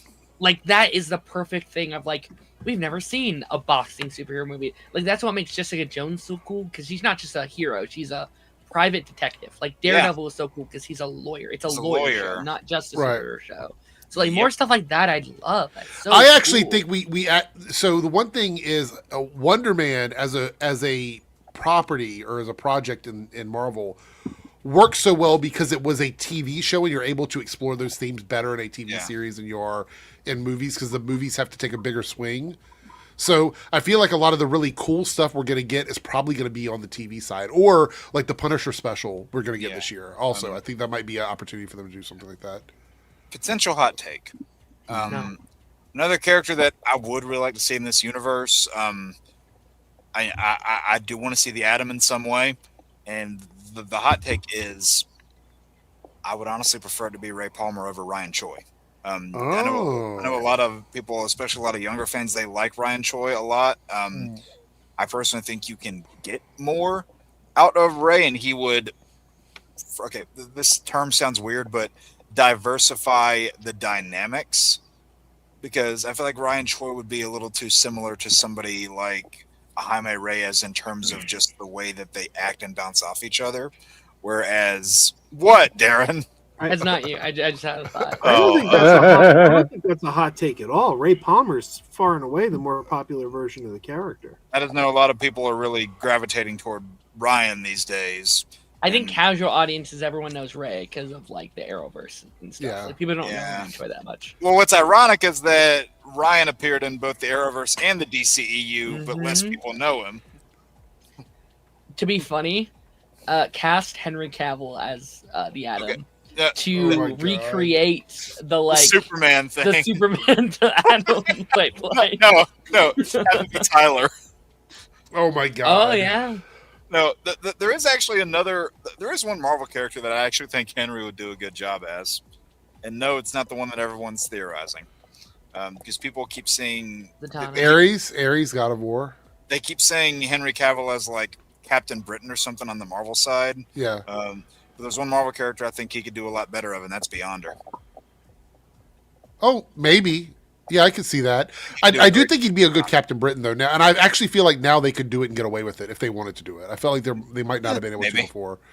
But anyway, does anybody have any other? We'll do like one more quick one if somebody has something they want to toss out. Just character appearances? Well, Animal Man. So, Animal Man, okay. Animal Man, you do the Grant Morrison run. At first, it's just a dude trying to pay the bills, trying to be part of the community, and then he gets mixed in the fires of like strange stuff happening around San Diego and LA. And then as it gets closer to the end, it becomes meta and it goes fucking psychedelic bonkers. Joe, did you? Oh, sorry. I was just gonna say Hank Cavill as Wildcat. I'll say this: adapt some stuff from Mark Waid's Flash run, where you saw Wally come into his own after Barry's gone, and like adapt a lot of the classic Flash traits and characteristics that people came to know. Because people, believe it or not, a lot of traits and characteristics that CW's Barry Allen adapted, especially early on, were taken right from Mark Waid's run, where Wally was the lead. Yeah. And I think there's a lot more that you can explore with Wally that you just haven't got the chance to yet. I'm not saying ditch Barry completely, but like I want to see traditional Wally West given a main focus. I'm going to I have to get another drink out of the kitchen, but I'm going to bring this up on screen and you guys can discuss it a little bit while I do that. But Big Fieldy says, who is your Red Hood casting? And I will be right back. Red Hood is in Jason Todd? Yes. Yeah. I need to shout out my boy just because this is the bit. Every time we mention Red Hood on my show, Taz wants to be him. So shout out to Taz, who really wants to be Red Hood. So for like an adult Jason Todd, and not as like a younger Robin or something, but Colton Haynes maybe as Jason Todd. I mean, he's worn red before. Darren, I think you're muted again. That'd be really funny. Oh yeah, no, it'd be pretty funny. I mean, has a Jason Todd size to him. There's an actor, a little unknown guy named Curran Walters. Played in an unknown show called Titans. Let's get. I love how committed that guy is. I love how much he wants it, but I think he needs to move on. The sad thing is, there were 3 Robins in that show, and I think they dropped the ball with all of them. Hey, great suits. They had great suits. Yeah, love the suits. Like that's like I'll say this: they had great Robin suits. I hated how the Nightwing costume looked. I loved it. I don't know. I did not like that one. That's fair. Cast Darren as Ben 10. Yeah, there you go. Oh, yeah. Darren's like, oh, yeah, definitely. I didn't get caught off guard by that one. Yeah, let me play a 10-year-old. Here's another super chat from Big Field. He says, casting for Dead Man. Dave DePista. Ray Fiennes. Oh, Ray Fiennes. That's a good one.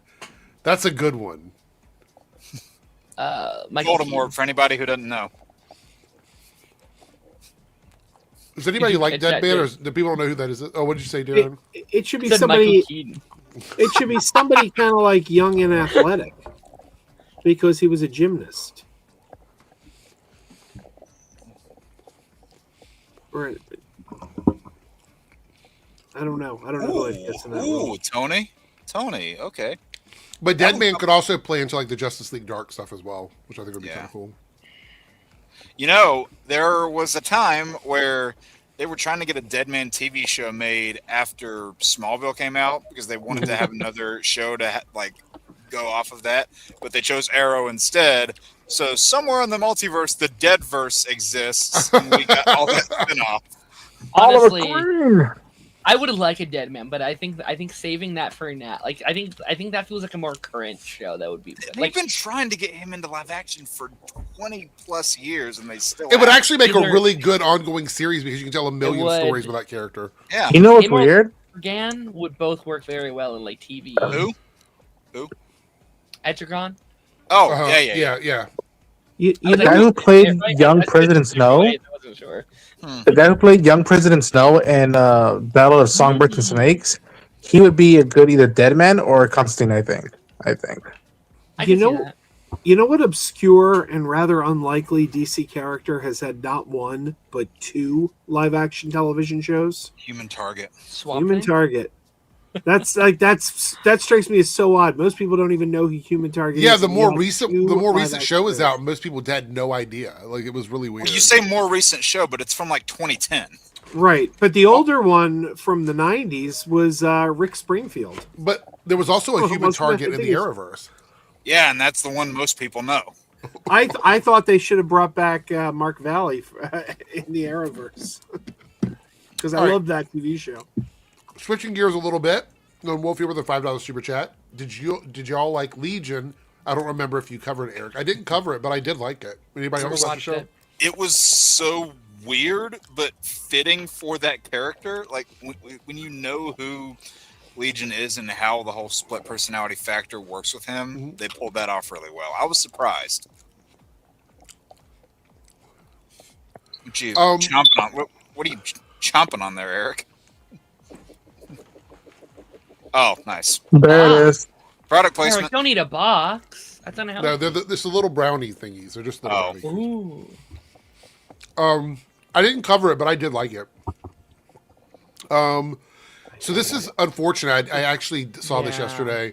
Yeah. Catherine O'Hara passed away, and I don't know all of the details, but apparently she was sick for a little while, and then it just went downhill. That's all I know. Yeah, she was fighting an illness for like 7 months, I think. Yeah. Oh, that's... But she also had some of her internal organs were reversed. I didn't realize that. She had the condition invertus something. I forget the name of it, but it's like where some of your organs are on the other side of your body, and that leads to other health issues. And so she had been fighting that all of her life. So yeah, R.I.P. Catherine O'Hara. Schitt's Creek was her revitalized her career. That show is and so good. yeah, and then she just became a big phenomena again after that. But she's been in so many great things. Anybody have any particular role they like? Are you talking about Sidus and Vertus? That's it. Yeah. SCTV. I mean, she's one of those... Yeah, Joe. I don't know... Like, I'm someone who doesn't know actors a lot. Like, I'm not, like, I'm just bad at, like, knowing who they are and what they play. But, like, she is someone that I have somehow seen, like, all her big things, I feel like, you know. Or at least the main ones, like Home Alones and The Nightmare Before Christmas. Beetlejuice and all whatever seasons of Schitt's Creek. She's so good in Schitt's Creek. She did Wild Robot recently, which she plays an incredible character in that movie. She's in The Last of Us, too. Last of Us. Did and they just started filming a studio season 2, and she was supposed to be on that. Yeah, she was. It's so... I don't know, like, deaths like this make me realize... Obviously, all death makes me sad to an extent, but, like, this one especially, it's like... To be honest, also, she wasn't... 71 is not that Not old, old. really. Like, that was relatively still capable of, like, living a good life and having a career. What I do find a little... I don't really know the word here, but just something I noticed. Her and John Hurd, who played the father in Home Alone, they both passed away at different times, but they were both age 71. What? Yeah. You're starting a new curse now. People are going to start talking about the Home Alone curse. Yeah, the dad passed away like 10-ish years ago, like 10 plus years ago, but he was also 71. R.I.P. to her. Oh, speaking of Pagey in the after party, here he is with $2 New Zealand dollars. Can we get a twerk and or nipple reveal, Eric? You have to come to the after party next week to get that. Paige will be here next Saturday, I hope. Since he's tipping with New Zealand dollars, I don't know, but he'll be here next Saturday. We'll be doing after party in the afternoon, and so you guys make sure you stop in for that. We'll have a bunch of edgy topics to talk about. So, look who's here! By the way, regarding Catherine O'Hara, this is depressing. But I was thinking about this, and we lost John Candy. Yeah, and a couple years ago, we lost Joe Flaherty and Harold Ramis, and now there aren't that many cast members from SCTV left. We got Eugene Levy. We got God forbid anything happened to Rick Moranis. That man is a treasure. Yeah. Marty Short's good for now. I don't know. That really depressed me. I'm like, oh my God, we're losing the whole cast. Yeah. All right. So it makes me sad to think about that. Yeah. You doing any other lists tonight or no? Yeah, we'll do one more. I'll pick it out here in a second. South Texas Truck with a $2 super chat. What video games are you currently playing? Well, Jake has an entire channel worth of video games that he's playing on Jake's Lost Level. So, and tomorrow, I'll just go ahead and say this. For reasons I won't get into here, I can't stream from my PlayStation at the moment. Oh, no. Tomorrow is going to be a mystery game that I'm not going to announce beforehand. You have to Is it tune Candy in. can't Crush? stream from your PlayStation? Absolutely not, Darren. No. Yeah. Why can't you stream from it, Jake? Uh-oh, here we go. It's a whole thing. I'll get into it later. Okay. Oh. Were you hacked? No, I wasn't hacked. Pawn shop? You had to take it to the pawn shop for something? You're going to be like, best I can do is X amount of dollars. See? I know Pawn Stars. I know my TV. I've been sick, so I haven't been able to finish, but I'm still on the dispatch train. I've been trying to finish that up. And then I guess I'm going to have to binge these Life of Strange games, because they recently announced the new one. Yeah, Life is Strange, the story-based game. And you know what? They have the new one that's coming out that's supposed to wrap up this era of the games. So. I will say I did record before the thing happened on my PlayStation. I did record a good amount of chunks of content for different ranking videos and Let's Plays, so those will still be releasing over the next few days. Thankfully, I was able to get that done beforehand. Ethan says Lance always appears when Paigey does. I know, isn't it weird? It's very weird. But they're the same person. Yeah, I think they are. Okay, so fun story about video games. I keep getting emails from Steam, which I don't really play games on Steam anyway. I haven't played on Steam in years. And it tells you, like, when you have a game that goes on sale, it'll tell you this game is on sale that you had in your shopping cart or whatever. So I kept getting emails from them, and I'm like, I don't play Steam anymore. Why am I getting these messages? So I open up the email. It's a game on Steam called Sex with Stalin. Has anybody ever heard of this game? Is it a new game? Sex with Stalin? Yes. No. I don't even know if it's a real game. Let me look this up, because I haven't even looked it up. You're about to get a malware infection. It's a 2020 on Reddit. A 2020 comedy parody dating sim video game. What the fuck? Also known as boobs.dev. In the game, you play the character Stalin, a contemporary Russian, traveling back in time. What? Eric, I'm very concerned about your browsers. Yeah, I'm concerned too. By the way, I've had a lot of things come in and say, oh, well, your account has been compromised or whatever from Steam, and I just never bothered to change my password. So in the event that there's a power outage, though, and like I'm not able to do anything, work related or game related, I will say that's one of the handy things of having these around. Oh, your gaming, your actual old school gaming consoles. Yeah, it's one of the good things of having these mobile ones around. Wait, Fetman says they have. So this is a real thing. They have one too about the other dictator. Really? Oh. I'm sending you a link. I didn't know they were that good. Yeah. That's a new article that came out this week. I thought was funny. Wait. Where are you sending it to me at? Oh, in the private chat. All right. That's a news article I thought was funny. Oh my gosh. Okay. A series adaptation of Sex Criminals is in the works at Prime Video with Kumail Nanjiani is set to. He's in everything. The series follows a couple who have the ability to stop time when they have sex, subsequently using their powers to rob banks. I can't wait to review every episode of the show. Do they have to have sex again to start time again?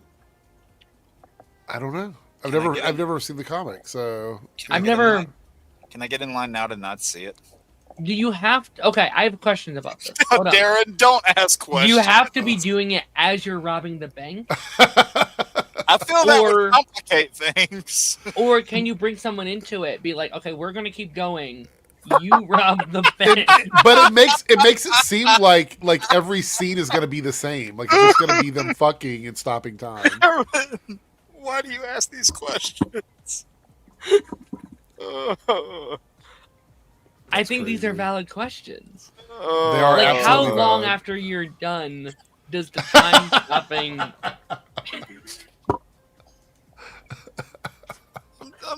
Can one person complete their Encore! and the other person not, and it still counts? I'm too sober for this. This is funny.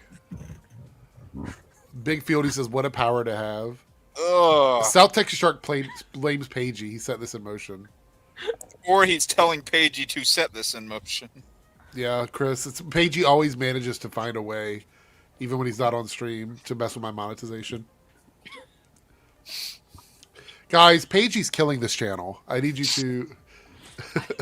Some things He's never taking change. me over. I am Pagey, actually. That's too funny. Oh, All right, so before we get into our next little thing, let's go over what because we reached the goal in the Reloaded channel already. We're still 4 super chats away for the goal in the Debunks channel. this gets much worse. I'm grabbing my liquor over there. So here are your choices for winning the goal. Best single player video games. So we'll be able to give our top 3 with honorable mentions of best single player video games. Worst movies with animals. So any movie you hate that includes Guardians an animal. 2. I'm kidding. The other one is best fight scenes in movie/TV shows. So that's a good one. And worst castings in superhero media. So 3 of our least favorite castings in superhero projects. Please let that one win. Please So let those that are our one options win. right now. And we're 4 super chats away from hitting the goal in the Debunks channel, in which I will start a poll for the chat I to can pick see something. Darren's face. He's like, "No, don't say it." All right, Boys, so you're 7 heading out, with the Ronan? call in. All right, see you later, Ronan. Take care, muchachos. Stay safe out there. Have a good night. See you, man. All right, so let's do. You know what? This one's an easy one to do. This will be a group chat. We're not going to go through and do like a list. We'll just talk about it. Canceled TV shows that need to be revived. Let's just have a chat about that. I'll give you guys a second to think about your choices before we get into it. Do they have to be do they have to be actually canceled, or can we also pick ended shows we'd like to see come back? Same difference, as long as they're not on air anymore. Yeah. Okay. So Would shows they we'd be like to see back. Would they be like brought back, like after they were killed prematurely, or like brought back with all? It is a fantasy thing. So however you want them to bring it back. Okay. Okay. There's an easy one I can do. Yeah, just a couple of them, and we'll just see what everybody's thinking. And chat, give your choices as well. You can super chat your choices. We'll bring them up on screen and talk about it. Or you could throw tomatoes at people if you don't like their choices, and throw slices of pizza at people if you like their choices. So we'll see what people think. Oh.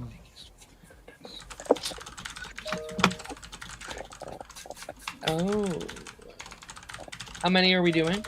Just do 2, like 2, and you can do a throw honorable mention if you want.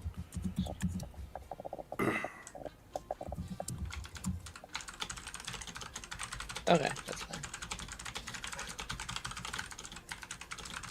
I'll be right back. All right. All right.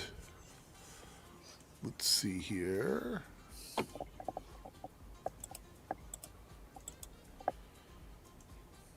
And let me close some windows. I got like 5 windows open. That's a problem. Yeah, it was causing everything to slow down. I'm like, why is everything so slow?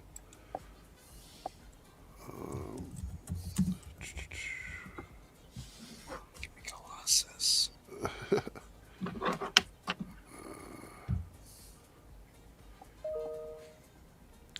Oh, by the way, be careful out there, guys. There's a lot of like, considering all the stuff going with Epstein, there's a lot of AI Epstein videos floating around with him saying stuff that didn't actually happen. So, Yeah. someone sent me a clip. They're like, Epstein's talking about doomsday, and I'm like, what? That's kind of impossible. He's dead. Yeah. So I was like, stop believing this stuff. It's not real. People can't read. That reminds me of like my company had a Christmas party about 4 or 5 years ago. And for entertainment, they brought out a Prince impersonator. And the Prince impersonator's on stage performing, and somebody said to me, somebody next to me, unironically said, "Oh my God, is that really him?" Yeah. And my wife and I are like, "For real?" That would be miraculous if it was. Be amazing.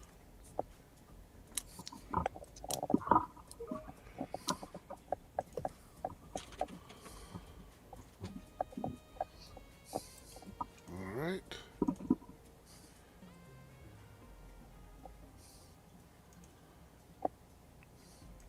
All right. Does everybody have their choices? Yeah. All right. Darren, What? I got a couple. Yeah. Okay. All right. I'm good. All right. Well, let's start with you, Darren. Do you want to give one of yours first? Sure. We'll just go around in a circle. So. My most painful one, I think, at least on like the big scale, and a lot of these shows in this circle also ended prematurely. But the one that hurt me the most was Stargirl after 3 Oh. seasons. I miss Really? Stargirl. I love that show so much. It's one of my I- favorite shows that came out of the DC online service. One of the best things CW ever did. One of the best shows, the most consistent Arrowverse show, in my opinion. Arrowverse show, if you will. And it's such a brilliant, but also it's such a brilliant ending too that it almost feels like it wasn't supposed to be. They had a 5-season run plan. Give them their two seasons. Come on, like 4 and 5. I don't know if I agree with most consistent, but that's fine. I love all 3 seasons. It's the only CW show I have in my S tier. I don't know. People can hate me for this one. I did not dig season 2. Oh my god, that's my favorite season. Sorry. That's my favorite one, Jake. How dare you? How fucking dare you? I did not dig the Eclipso stuff. Oh my god, Jake. It's just kidding. It is my favorite season though. Okay. It's my least favorite, but I still think. What the fuck? But in a perfect. You said show. it's consistent. Now you have a least favorite It one. is. I think every series has a worst. Like season 2 of Daredevil was my least favorite, but it's still like a 9 out of 10. We know what season 4 is my least favorite. How about that? So. Daredevil. Okay. No, just kidding. I mean, Born Again, sure, yeah, that's my least favorite too. Just joking. Season 3 is my least favorite. Yes, I'm not getting rage baited. I'm just being stupid. Okay, so Joe, what about you? You got any shows you bring back? Yeah, and I've got a visual aid here. I would bring back a show that got only 1 season, and that was Crusade, the spinoff of Babylon 5. Oh. This show got a raw deal. It was kind of canceled before the episodes even aired, and then they aired them out of order, and it was a big old mess. But it was a 5-season arc that J. Michael Straczynski had planned, and we only got 1 season, and it was a pretty good show, and I would have liked to have seen the other. Why did 4 they air seasons. them out of order? Was there any reason for it? Oh, TNT didn't like the show, and TNT was like, "We don't like that pilot. You gotta do a new pilot." And then the first pilot got pushed back, and it was a big mess. But it's a great show, and if you're a Babylon 5 fan and haven't seen it, Crusade, and it's got a great cast too. Look, Gary Cole was the lead. It's got oh god, what's his name from Lost? Like Daniel Day Kim. Yeah, really good stuff. Okay. All right, Jake, you are up next. What about you? So, there's a couple I could have thrown into that spot because they were all kind of from around the same time, made by a number of the same people, and were all canceled prematurely. Darren might know where I'm going here. But the one I will use to represent this slot, I'm going to say Avengers Earth Mightiest Heroes. That one ended way, way too soon. And I say other ones in that slot because there were 2 other Marvel shows that were made by that same crew that were also canceled way too soon. But that one especially, with them having done what is, in my opinion, like one of the best Skrull stories in any Marvel media. MCU should have definitely taken notes from that. But you got so many what I think are just quintessential portrayals of those characters. And a lot of them have become who I hear when I read Marvel Comics now. Like I'll hear those voices as those characters for a good chunk of time. And, really that applies to Earth Mightiest Heroes, but also the 2 other shows in that category that I won't mention just in case Darren has one of them in his spot. But yeah, all 3 of them I think definitely needed more than they got. because they got replaced by a lot of, I'll be honest, crap that was there for the purpose of brand synergy. Okay. So I've got someone. We got a few in the chat that people have sent super chats that were sent in. One of those super chats is my first choice, so we're going to pull up the super chat, and I'm going to give it as my first choice, which is Columbia Rica, $2 super chat. Terminator: The Sarah Connor Chronicles. I know it's not everybody's favorite show, but it's one of those shows that ended without getting a proper send off. I don't think it got the ending that it deserves. And honestly, I think it's one of those shows that was just really expensive. I don't know the exact reason that they got rid of it, but I do know that I enjoyed it quite a bit. I think the first season was a little rough, but then it got better as it went on. So I'd love for them to bring this back. Did anybody else watch this? Like it, not like it? Nope. I enjoyed it. I watched it. I wasn't as attached to it, but I was fine with it. Y'all want to hear something crazy? Yeah. Never seen Terminator. Oh. None of them? None of them. He's young. It's fine. Well, I'm just surprised you haven't watched. It's on my list. There's been recent ones he could have watched. There's been recent Terminator movies. Terminator is one of those movies where it's so big, I'm so afraid to tap into it like for the first time. Like it's on my list of like those are the biggest movies I've never seen, and honestly, the right space to sit down and actually watch it. Like it's one of those franchises that changes as the movies go on. It starts out a little more like a scary horror sci-fi thing, and then it just becomes like this weird expansive world of time travel, which is kind of cool. I need to do it. It's like one of the biggest like missing pieces I have in terms of like the major films like in this genre. Like okay, well, speaking of that, Darren is your second choice here. What have you got? Oh sure. I mean, I'll do a newer one that has affected me, I guess, recently. I honestly don't watch a lot of shows that were canceled because I'm like, if I hear it's canceled, I'm like, I'm probably not going to watch it. You're not going to go back and watch it. Yeah. I don't want to. I don't want to watch a show that doesn't have an ending.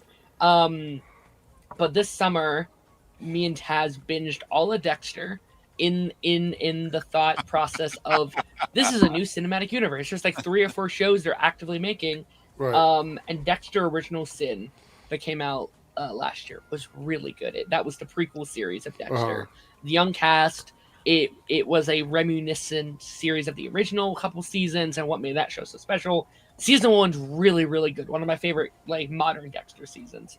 Okay. It's canceled. It actually was picked up for a second season, and then the merger happened at Paramount, and they said, "Nope, no longer getting that second season. We're focusing on the main show instead." Okay. I love this show. I thought this show was super fun, and I wish it would get that second season. Okay, well, that's a good one. All right, Joe, what is your final choice here? Your second one? Oh, this is my final choice. I had grabbed 2. Well, do both. You can do a. We'll go around and do honorable mentions if you want. Okay. Yeah. Well, this is one that I bet nobody even remembers. This poor show, so good, and it had the misfortune of premiering on ABC right when the second Gulf War was starting, and as a result, it kept getting preempted for news coverage about the war, and it never gained any traction. But this is a show starring Skeet Ulrich and Angus McFadden called Miracles. I don't remember that show at all. It was about Skeet Ulrich was sent by the Catholic Church to debunk miracles. When somebody had a miraculous experience, the Catholic Church sent him in to find the scientific explanation and debunk it and explain why it wasn't a miracle. And that's his job until he experiences something that he cannot explain. And then he gets drawn into this organization run by Angus McFadden that goes and investigates these things. And you said it was one season? It was 13 episodes. Not all of them aired on television because the Gulf War destroyed the show. But it was a great show. Now, there was a show that came on a couple of years ago on Paramount Plus called Evil. Evil had a lot of the same DNA as this, but it wasn't exactly the same. I think this is the better show. Is Evil any good? I don't think I watched all of it. Evil's very good. Okay. Evil's very good. But this didn't stand a chance. It just it never...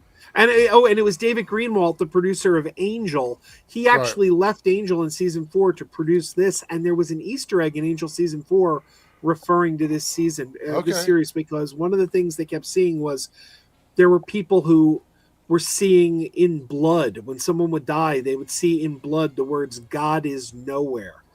And in season 4 of Angel, Connor's walking past a church, and the sign says "God is nowhere" like on the side of the church, and it was a reference to miracles. Okay, that's cool. All right, we will do honorable mentions kind of as a first come first serve thing in a moment. But Jake, what is your second official final choice? So my second one is one that, on one hand, I will say that it should have gone on longer, but even then, it technically got a revival series that was terrible and subsequently canceled. Yeah. I'm going with Heroes. Oh, not the one I thought. And yeah, I love the first season of that show so much. It is like legitimately one of my favorite seasons of television. Mm-hmm. But then season 2 just completely takes a dump on it and is canceled. And then they tried to have a revival series in around 2015, 2016. Then not only was it not good, but it also got canceled as well. And there have been, whispers and murmurs that they might try to bring the IP back, but nothing really confirmed as of yet. And it's just depressing because every time somebody tells me that they want to get into that series, for the longest time I said just watch season 1 and stop, because the downgrade is so noticeable. If they stopped at season 1, they would miss my 2 favorite seasons. I think there is officially a show being either worked on. I don't know if it's been greenlit officially, but they're working. Yeah, it's like in the process. We'll see if it's any better than the garbage they did last time. All right. Season 4 was fantastic. Unfortunately, everyone bailed in season 3 because season 3 sucked, and everyone bailed. So most people don't even know that season 4 was fantastic because they'd already left. But season 4 was the best season, actually. Do you agree with that, Jake? No. How did I know? What's your favorite season, Jake? Oh, 1. Okay. All right. I like season 7. I don't know. Never got to 7 seasons. My second and last choice is a show that we're not getting a follow-up to. I'd love to get one, but we are getting a revival of very soon as a franchise, and that is Stargate Universe. I loved Stargate Universe. It's a great sci-fi series. It was ahead of its time in the way it was done. The writing and the visuals of it were going for that darker sci-fi look, which is different from like Stargate Atlantis, which, by the way, that's the best Stargate TV show is Stargate Atlantis. I love Stargate Atlantis. It's the best combination of like Star Trek and Stargate into one show, which I loved. But Stargate Universe had so much potential, and it got better as the season progressed, leading into a massively interesting cliffhanger, which did get wrapped up in a comic book, apparently. But the show itself should have gotten more seasons. I think the characters were interesting, and I think it was just a little bit too highbrow for some of the viewers, because Stargate was more of like a, for lack of a better term, like a CW type show in the way it was made with a lot of filler episodes and things like that. The Stargate Universe was more of it was that beginning of the modern TV shows. So like think Battlestar Galactica and stuff like that. That's where this Stargate Universe was going. But I think it was a lot better than that, and I would love to see them continue on. So that's my second choice there in the list. Now that we're done with that, does anybody have any honorable mentions before we answer super chats?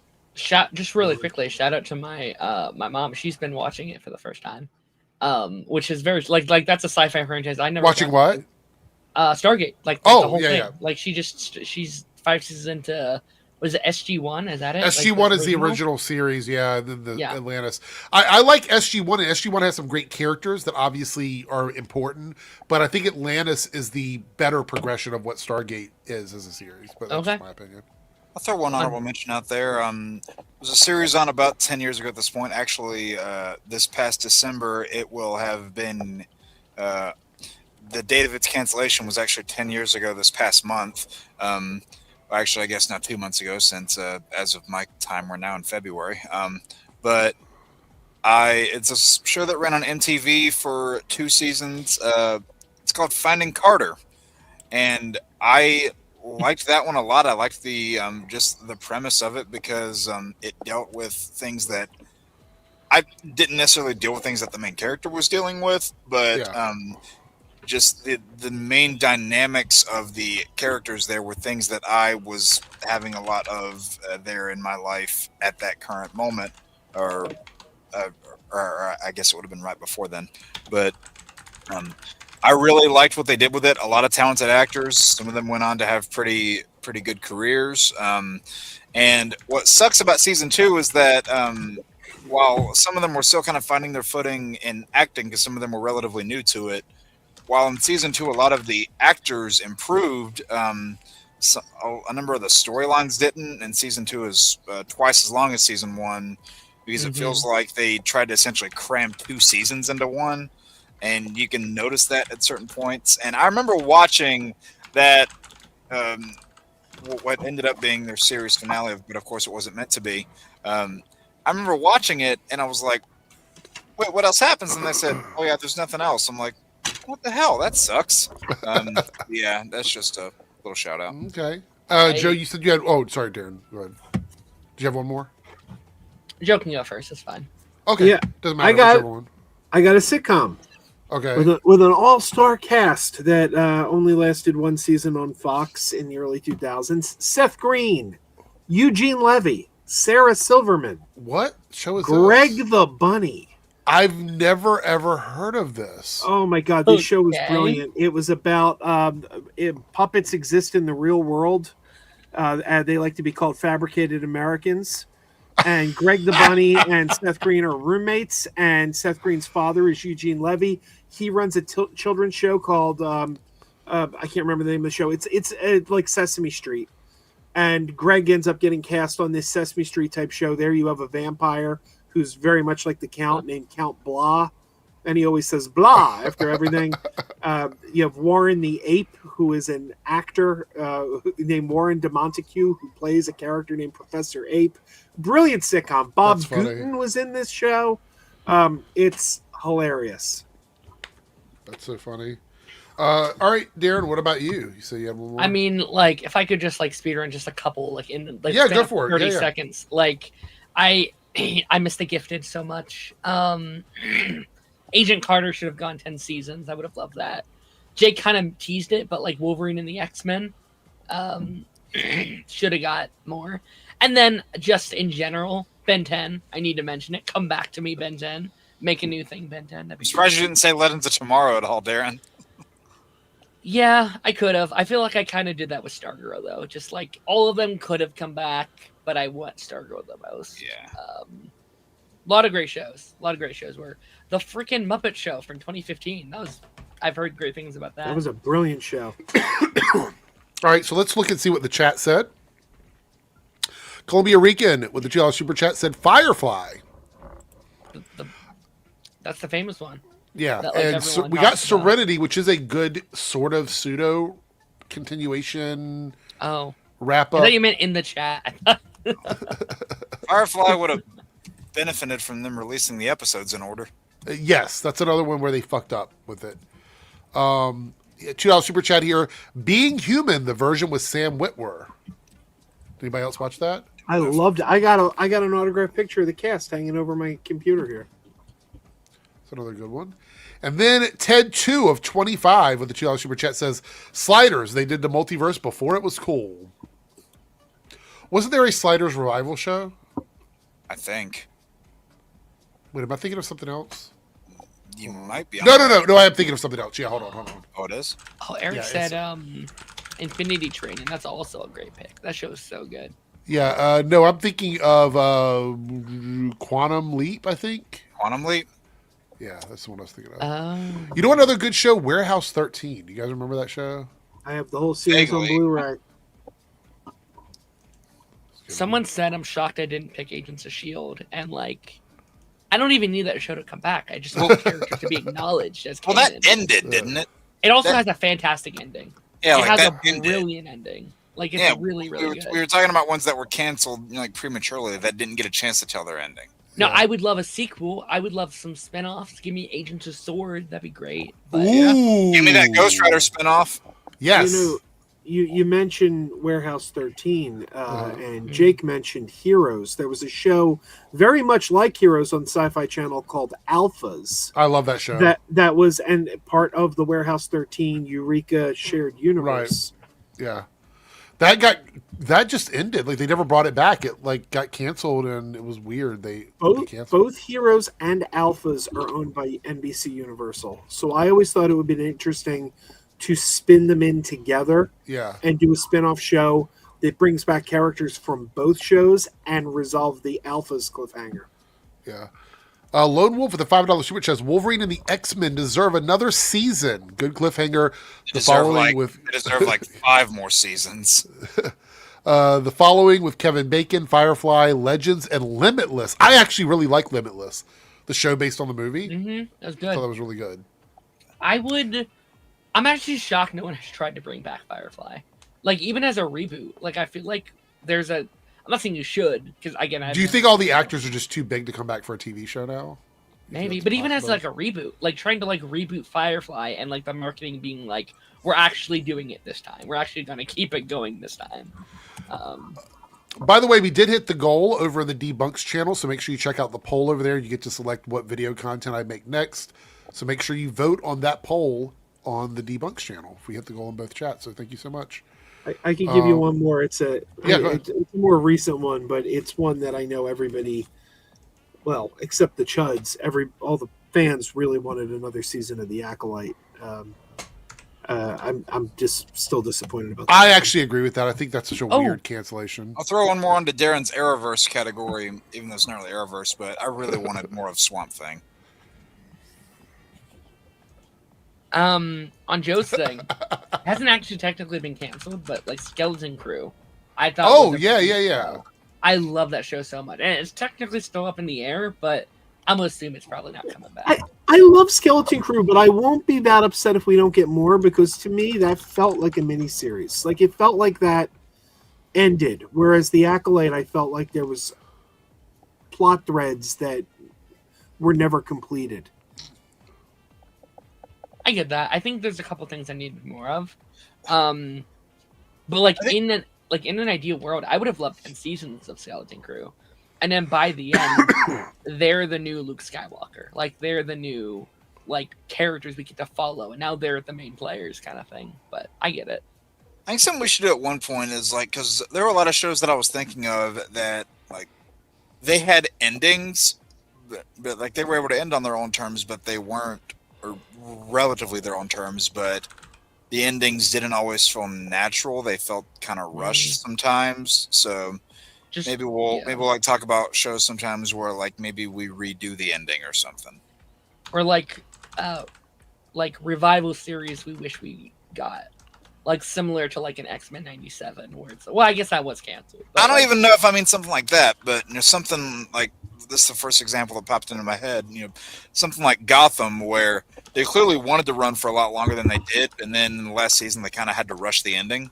Sure. Where like maybe you get to redo it, to like build to it a little more naturally, or another thing like you know, Xena Hercules back in the day, they got to do their ending, but ending was not great.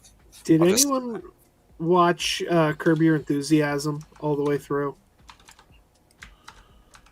Not all the way through, no.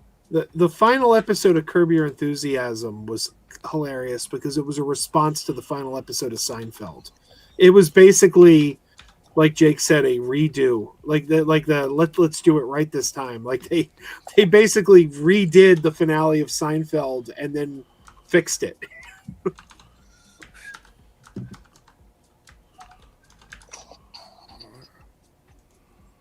Hold on one second. All right. So we're going to do something fun to wrap up the stream. And this should be pretty quick, actually. Maybe not. Maybe it won't be quick. We'll see. And if everybody has to go, they have to go. But we are going to very, very quickly, and I say quickly, but probably not so quick. You about to close the poll? No. Oh, I have nowhere to be, so I'm good. Yeah, I'm fine.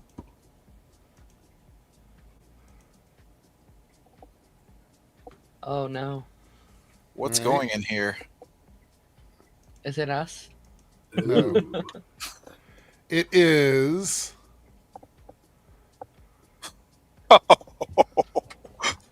Darren, we've done this before, haven't we? Yeah, it took us 3 hours. We're not gonna go that long because I'm gonna make snap judgments. This is gonna be my list. It will be my list, and then you guys can argue with me whether you agree or disagree. Wow. That's how we're gonna do it, right? That's fair. Okay. So I'm gonna rank these, and then the chat can agree or disagree with me, and everybody else on the panel can. So let's start out with X-Men. I think these are in order, right? Are these in release order? It Looks like it, yes. I don't know why they have Days of Future Past on there twice. I know it's Road Cut, but the movies aren't that different. Yeah, so we have X-Men, X2, X3, Wolverine, First Class, Wolverine, The Wolverine, Days of Future Past, Deadpool. This is the Apocalypse. Deadpool. Is that the second? No, that's No, the first No one. Good Deed. Yeah. Oh, is that the short where with the Superman theme with the his ass in the phone booth? I've never seen that. I think that's what it is. I think that's Well, then I'm not going to include this then. Logan, Deadpool 2, Once Upon a Deadpool, which is Saw that short in the theater. yeah. And then we have Dark Phoenix, New Mutants, and Deadpool Wolverine. All right, so we're going to go for me, and I put the numbers here so you guys will understand like numerically kind of where I'm at. So 1 and 2 could be in the bottom, 3 to 4s are here, mids are 5 and 6s, 7 to 8 would be great, and then S tier for me is between 9 and a 10. So there's going to be disagreements. Sure. So I'm going to put, because of nostalgia reasons, the first X-Men movie is in the great category for me because I feel like it did sort of launch everything for this world. It had enough popularity for that. I have complaints about it, but I would still put it around a 7. So it's the low end of a great for me, but it's still a great. Remember, chat, pizza is good and tomatoes are bad, so feel free to throw them at me here. Was anybody want to say where they would put this and differentiate from me, like where they would rank it, or probably the same? Yeah, I mean, same. it's got some issues, but love its impact, and but I mean there is better. But and Columbia Rica said it should be mid tier, so I think an argument can be made for great or mid. I think it could fit in either. Yeah. Okay. All right. Fair enough. My favorite line from any X-Men Darren, movie. no. No. You're a dick. Is that No, it? the fucking No. the frog. I know this is gonna suck, but just honestly, I don't really have much good to say about it. Just kidding. This is an S tier movie for me. I would put X2 in the S tier for me for sure. Honestly, it's my favorite of those 3 first films, and obviously the intro into this movie with Nightcrawler is one of my favorite scenes in all of the original. Still one of the best openings in a comic movie. Yeah. So for me, I'd put this around a 9. It's definitely not a 10, but it's a 9 for me for sure. I freaked people out. They were probably like, wait, hold on, what? X3 is the weakest of the first 3. I would put it in the mid category. I don't think this movie does as much as it needs to, and I hate the Juggernaut in this movie. I'm going to say this hate movie. the Juggernaut. I'll say this movie goes 1 tier lower. You'd actually put it lower? Yeah, I'd put it 1 tier lower. I think I'd agree with this. I really, really don't think they did the Dark Phoenix storyline well, but I love the storyline about the cure. Yeah, that's a cool I think storyline. it's Yeah. very uneven. They tried to cram too much into this movie. You had Magneto's Brotherhood story, you had the Cure, and the Dark Phoenix. Yeah, you tried to do the Dark Phoenix in the background when that needs 2 movies. Oh shit! I forgot about this. Yeah, I mean, I think they did Cyclops dirty. They did honestly a lot of the team members dirty. Angel. Okay, I'm getting the peer pressure. I agree. I think that's bad. Let's put it down more. There's there's moments where I really like it. Like there are singular moments where I'm like, oh wait, this is really cool, and then they immediately like backtrack it. I'm like, damn, but I see it there. Best thing we got out of this movie was Kelsey Grammer's Beast. It was also directed by somebody on the Epstein list. So. Oh, that's right. Was it Brett Ratner, right? Yes. Yeah. Started as singer, then he and James Marsden left for Superman, and Matthew Vaughn got a hold of it for a while, and then Ratner got it. All right. I stand by it. They focused on the Cure storyline. If that was the movie, I think this is it would have been a more solid movie at least. Like maybe not great, but I think it was just too much. They were doing too much with not enough time. Right. It pains me because I see the next thing on the list. And growing up, Wolverine was my favorite X-Men. Like, I really loved him as a kid.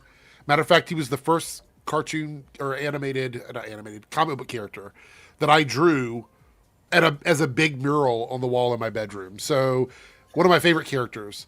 This movie is just bad. It's just a bad fucking movie. I mean, there's really not much in it that I can be happy about. I mean, Deadpool in this movie, like, I enjoyed this movie more than Last Stand.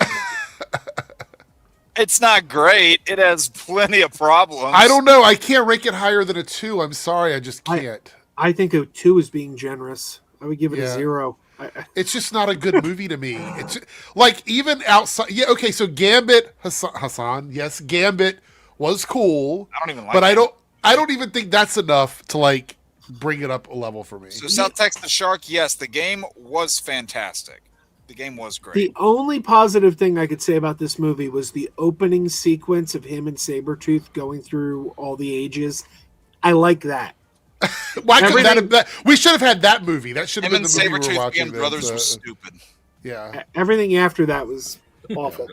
All right. So this movie here is a S tier movie to me. I love First Class. I don't know if that's controversial or not. Interesting. I think it's a really good movie. I don't like how they switch the ages of some characters around and, you know, things like that. But for me, for a viewing experience, I actually really love watching this movie as an individual movie. There is one issue, and that is some Darwin shit that I don't like. Just one issue? That's the one that I hate the most. Everything else I'm pretty much okay with. I think the movie is good too. I don't know. I enjoy. Is this a hot take? I enjoy First Class. I'd go one tier lower. I would go one tier lower too, but it's definitely one of the best. So I think it's as a movie. I think it's brilliant. I can understand some comic book fans not being a fan of adaptations of. There are some character portrayals in these younger movies that I really don't like, even starting from this movie. This is the best of the younger cast, though. I think. Okay. I don't agree with that. Oh, well, then we'll get there in a minute. There's one that's like, I get it. All right, so I know this isn't a great movie, but it's definitely much better than the really first solid. one. Yeah. And I'm gonna put this in the middle for me. It's like a 5 or a 6 for me. I'm in the first. I could even possibly move it up a bracket. Like, I feel like it's close to it for me. Yeah. I don't like the Silver Samurai as a mech. I don't like that part of it.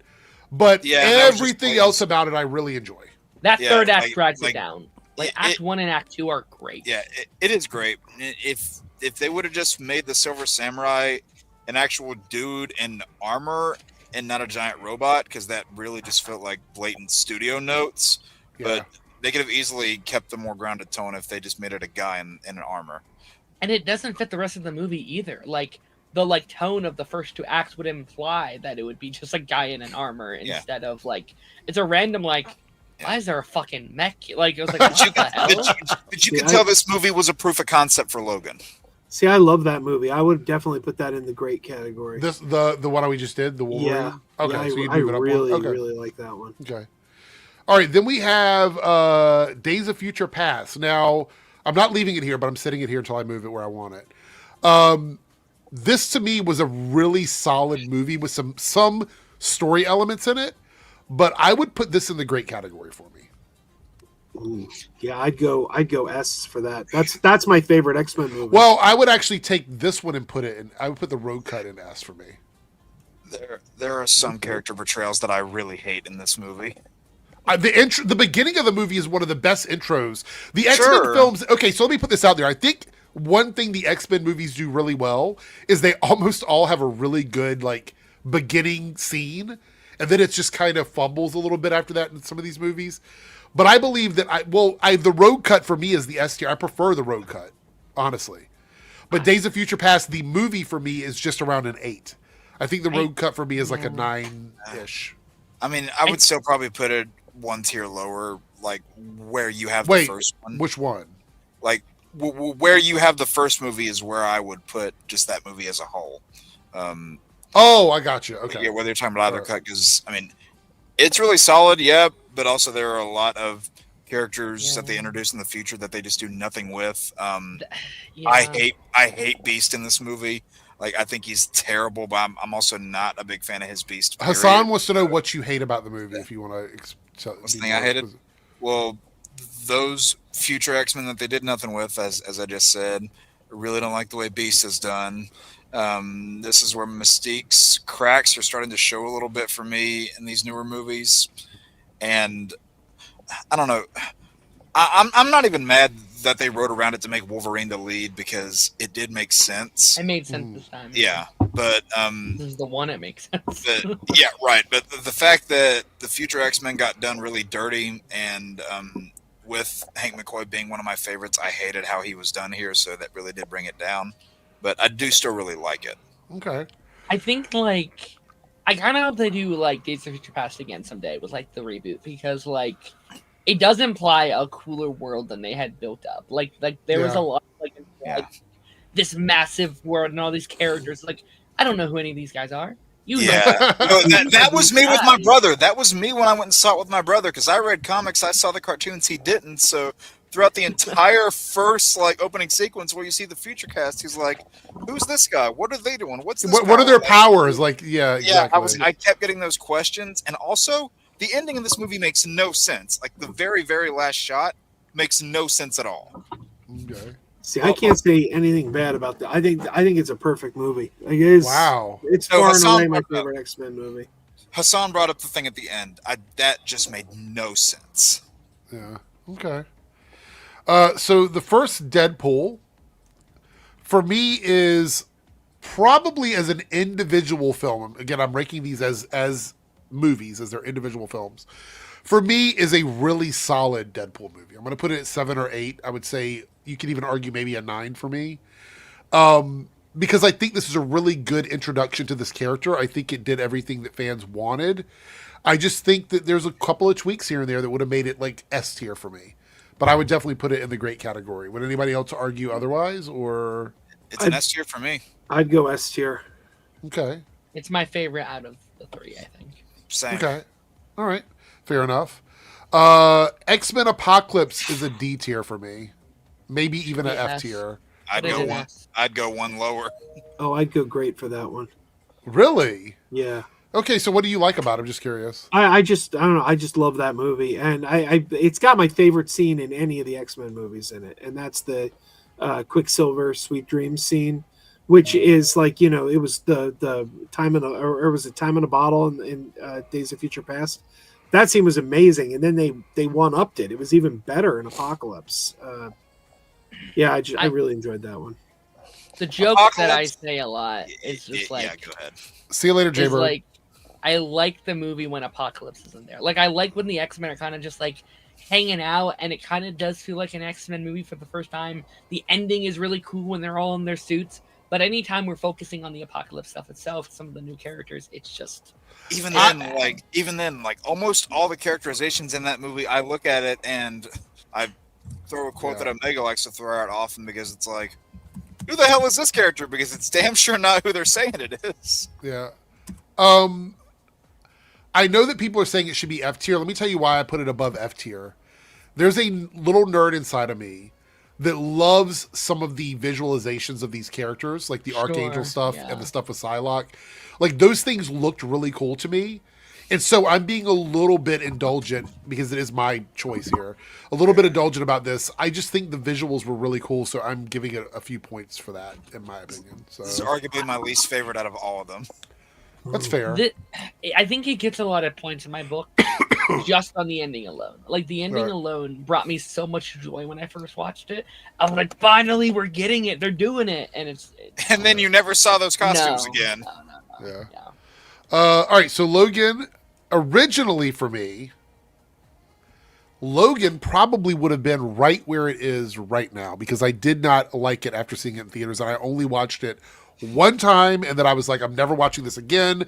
I hate this movie. I hated the third act. It was, to me, it just felt so stupid once they got past the road trip. And then we were sitting here chatting, I think it was with Ronan and you guys, and was like, go back and watch it again, give it a shot, see what you think of it now after you after all these years. And I went back and I watched it, and now Logan for me is in the S tier. Good. I was going to say, I've never heard anybody say they didn't like that movie. I still have issues with the third act of the movie. I think the first half of the movie is superior to the second half of the movie. I think the road trip stuff is the most fun. It's the most fun about the film to me.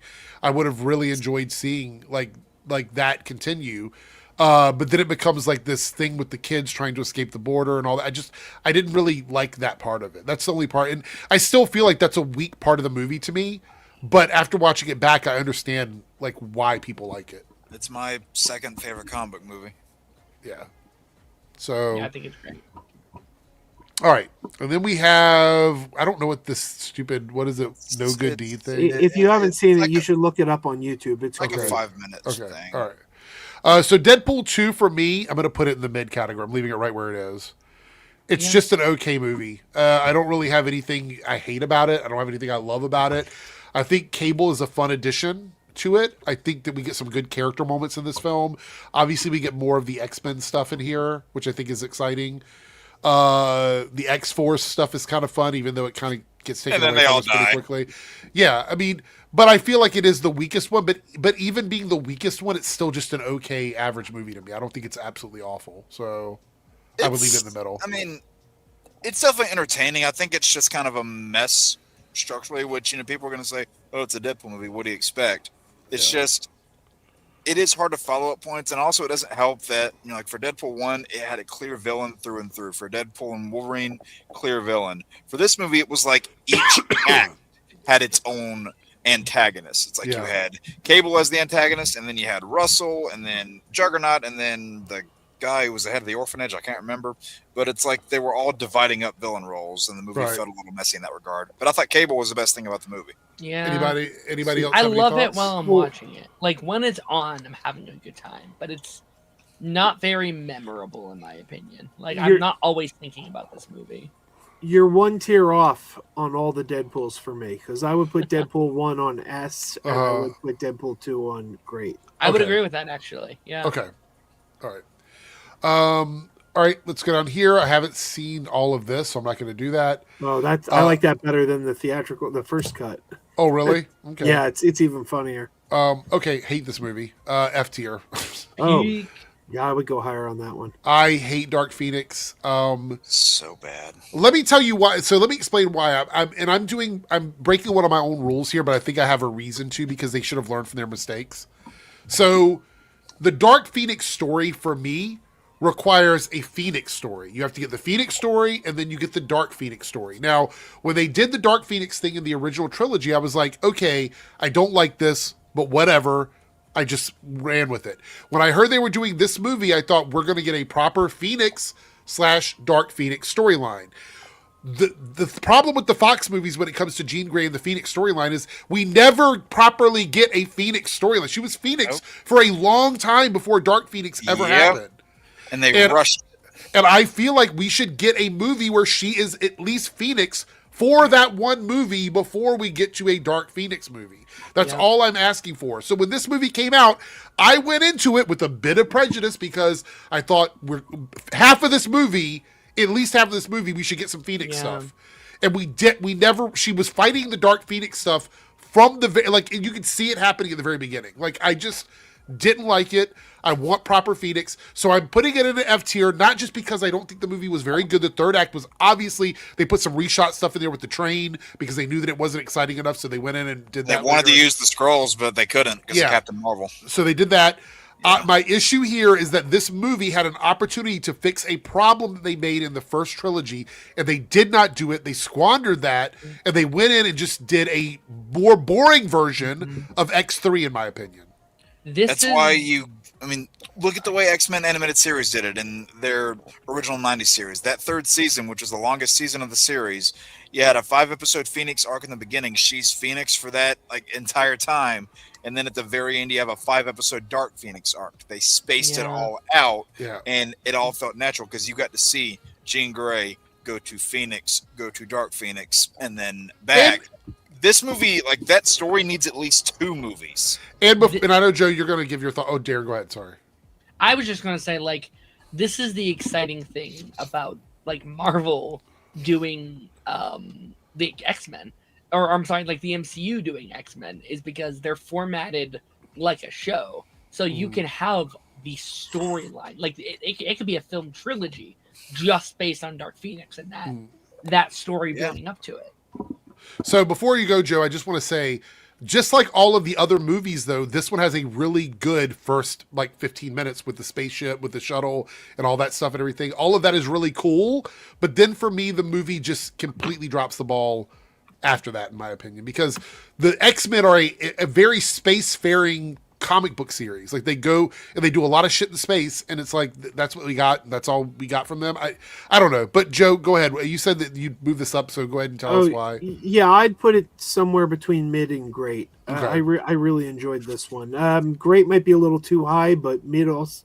It's a shame it's not somewhere right in the middle of the two. Mid seems too low. Great seems too high. What did you like about it? Is there anything in particular? Or? I really liked Sophie Turner in the role. I thought she was terrific. I love the cast of the young X-Men that were introduced in Apocalypse. The Nightcrawler and all that. And all I thought they were terrific. I really think it's disappointing that Disney's not going to bring all them back because Jake with the face palm. They were well. I mean, if you don't like the movie, I'm assuming your issue is the writing, not the cast. The cast was really good. No, I don't have it. I think the cast is fine for me. The cast is the least of my problems. The cast is mostly fine, but the characterizations were awful.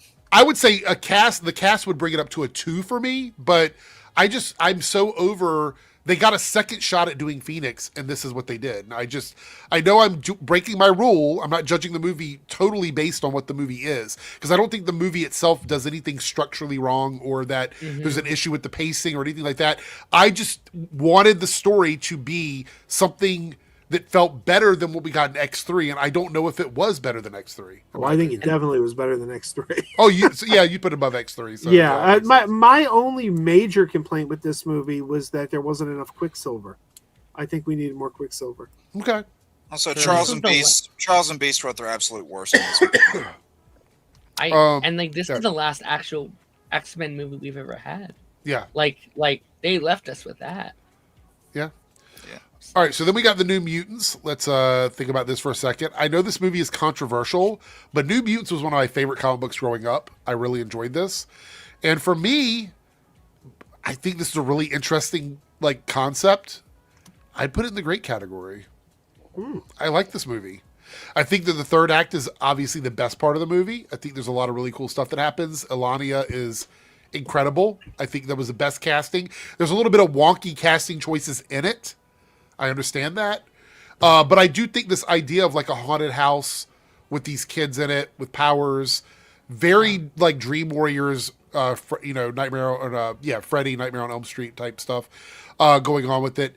And I enjoyed that quite a bit with this movie. I think it could have been a little bit tighter on the script. I think there's a few casting changes that could have been made to make it feel a little bit better in places. But I still think it's a good standalone, individual film with the New Mutants. And yes, Lone Wolf Magic was the best part of the film, 100%. I'd argue the only good part. Yeah. As someone who's not a comic book, I don't know these characters at all, at all. I love this movie. I thought this was such a fun. It's just a movie. Again, it's a one-off movie. You can just watch it, and everything you need is in the movie. I know there's characters that people are going to be they messed this up, and I get that sucks. That really does suck. But it's just these being my only experience with these characters. I love this. I would have liked a whole franchise of just these guys. I would have loved to watch more of these guys. What about Joe, Jake? You guys agree with this or disagree with it? I would probably go down to mid, but I did think it was a pretty interesting movie. It was a big swing. I like the approach of let's try. And this is why I always champion the Sony movies. I always say you need that wild card. You need that wild card that's going to try different things that the big guys aren't going to try. You need those Madam Webs and those Venoms and stuff, right? Exactly. And these guys, the approach of let's do it like a horror film, that was a big swing. And I don't think you would have gotten that from Disney. I don't think you would have gotten that from Warner Brothers. So that's why I always say you need the wild card. Yeah, Meister said I actually thought it was a really cool film. Yeah, I agree. Jake, what did you think of New Mutants? Wasn't one I cared for particularly. A couple elements I thought here and there were fine, but overall I would probably put it in a D. But I mean, if you like it, then great. Okay. I think this movie was also hurt by the like lash and blade of it all, where it's like it was always like in development. It kept was getting always... delayed over and over. It was very flash coded. Also, didn't this come out after they had pretty much established that the Fox universe was moving over to Disney, so people knew they weren't going to get a sequel? Yeah. So, all right. So this leaves Deadpool and Wolverine. I know people are going to be mad about this because of where I'm going to put this movie, but this to me was the turning point for my opinion of Hugh Jackman at Wolverine. Now, I've said this many times before. I've never really liked him as Wolverine. He's never been my favorite in that role.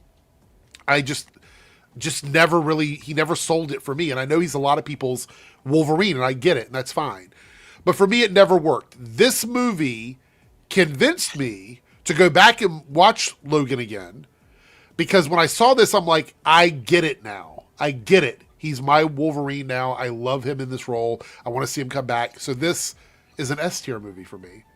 I love Deadpool and Wolverine. I've watched this movie many, many times. I realize it's cameo bait in a lot of places. I know that it doesn't make total sense everywhere. I know some of the jokes don't land, but I love this movie. And now Hugh Jackman is, I love him as Wolverine. So I'd argue it's the only movie he's actually playing Wolverine, like really playing Wolverine. Like I think for most of these he's playing Hugh Jackman. I think in Logan he's playing Logan, right? He's playing the Logan character. This was like, oh, finally it's Wolverine. We're getting that character. And yes, it's still very Hugh Jackman-fied. Like I would like to see full-on Wolverine at some point. Like I would really like to see what they want to do with that character. But like, and I know this is very like Spider-Man No Way Home. A lot of people consider this to be like that version, the Deadpool version of that movie. I don't know. I really enjoyed this. Does anybody want to challenge the spot? Well, by the way, Darren, would you put it in great or S, or where would you put it? Mid? I do great. Okay. All right. Joe? I would scramble all the Deadpool movies. I would have Deadpool 1 in S, I would have Deadpool 2 in great, and I would have this one in mid. Okay. So literally just swapping everything around. Okay. Got it. Yeah. Why did you not like this one? Just curious. Or I don't dislike it. It's entertaining, but it just felt like been there, done that. Like in the past several, I would even start with the Arrowverse, with the Crisis crossover, where we brought back Tom Welling and we brought back, Brandon Routh as Superman, and then we did No Way Home and The Flash and Multiverse of Madness, and by the time we got to this one, it just felt like this idea of we're going to bring back all these old actors from these old movies I just was over it by this point. I'm like, I've seen this like 5 times. Before Jake talks here, I've noticed this about you, Joe. You don't appreciate sometimes when they bring the people back, because you didn't like Picard season 3, right? Picard season 3 is my least favorite season of Picard. Right. I've noticed a trend that you have like an issue with like people going away and then coming back after a long time. It seems like. Well, if it's like a gimmick, it feels like instead of good storytelling, the story was fine. I also think Cassandra Nova, she was one of the best villains I think we've ever had in the MCU. Yeah. So she was really good. It's not like there's nothing good here. But I just felt like, oh my God, we're doing this again. Like that scene where Blade and Elektra and then we had what's his name, Channing Tatum as Gambit, and I'm like, dude, the Flash just did this. What about X-23 though? Laura, she was good. She was fine. So wait, do you like the Flash more than this? Oh yeah, definitely. But the Flash, that's the thing. The Flash did that. The whole thing of here's the guy who got cast but never got to play the thing with Gambit. Right. The only difference is these old actors actually had a role in the movie, whereas the Flash was blink and you miss it and they're gone. And that's why the Flash was better, because their role was crucial to the story. It had to be there, but it was so fast it didn't wear out its welcome. It was just like they did. The story wouldn't have made sense without them, because they were there to represent the collapse of the multiverse. Yeah. Without them, the story doesn't work. So their role was crucial. But it was also blink and you miss it. So done that without bringing back dead actors. Well, it wouldn't have been as fun then. So Jake, how do you feel about Deadpool and Wolverine? Oh, I throw this one in S. I think it's not only is it a great time, but I think there's more of a story here than people give credit for. You've got Deadpool and Wolverine on their individual character arcs, that they're all, Logan, he's the failure of the X-Men, he's the outcast, he's the one that's ruined the reputation. Deadpool's kind of got his name and everything that he's about in his life kind of ruined. And they all kind of find each other on their own paths. I think the characters that they bring in, whether you're talking, Jennifer Gardner, Wesley Snipes, they all say, hey, we can't save these universes that we're from, but we can fight one more time to give you a chance at making it. And I think there is something kind of nice about that. A lot of the humor lands, the dynamic between the two is great. I mean, just the premise of the back and forth between Hugh Jackman's Wolverine and Ryan Reynolds' Deadpool, like that premise alone was enough to sell the movie. I think it really worked. And the only nitpick I had about the movie was Cassandra Nova, because the whole villain scheme, like while Emma Corrin gave a great performance, everything related to the villain scheme and master plan was just all an afterthought. And then that's honestly, I think, the weakest thing about honestly every Deadpool movie is its main villain. But overall, I thought this was a blast entertainment wise. And if people say, oh, it's all over the place, it's a mess, I'm like, so are Deadpool comics. So okay, well, we got a couple super chats and we're going to look at the poll. And Joe, you want to respond to that? I just want to say Chris in the chat nailed it. Dogpool is the best part of that movie. Dogpool. And you know what? I had to go to the bathroom. My wife said, I was sitting next to her. I said, I got to go to the bathroom. I got up, started walking down the steps to go to the bathroom, and Dogpool comes running across the screen. And I stopped in my tracks. And when I came back, my wife says, I saw that. You were on your way to the bathroom. And as soon as that dog showed up, you stopped. You had to watch that dog. That's funny. I like Deadpool. Yeah. Not my favorite part, but I like him. $2 super chat from Lone Wolf. Who do you like more, Fassbender or James in the role? Oh, as Xavier or Magneto? Yeah. I think it's, in my opinion, easily Fassbender. Okay. Yeah, Magneto. Yeah, because I think James is fine in First Class, but he gets worse every movie for me. Wait, James? Who's James? McAvoy. James. Well, he didn't play Magneto. They're talking about Xavier or Magneto. Oh, I thought they were saying, who do you like better as Magneto? No. Which one of these two are better in their roles of those characters? Yeah, I think they're both really good. I don't know. I would say Fassbender for me. Yeah, maybe Fassbender. That's a tough one, though. Yeah. Even when the movies got worse, he was still good in them. And then Columbia Rican here with the $2 super chat says, Deadpool Wolverine gets a pizza pie with all the toppings. Yeah. There you go. I think it's a fun time. And apparently, I don't know if you saw or not, Joe, but somebody in the chat, I can't remember who it was. Keyblade Master Jeffrey said, Joe, what the fuck, man? God bless you, with tomatoes. So I guess it was about Deadpool and Wolverine, I'm assuming. Well, I mean, like, we've been there, done that. Like, just the constant cameos. Like, I'm so ready for the multiverse saga to be over. I think that's what this is, though, the Doomsday and the yeah, and I'm here for it. Let's end this. I feel that. I think that was the best one to do it, though.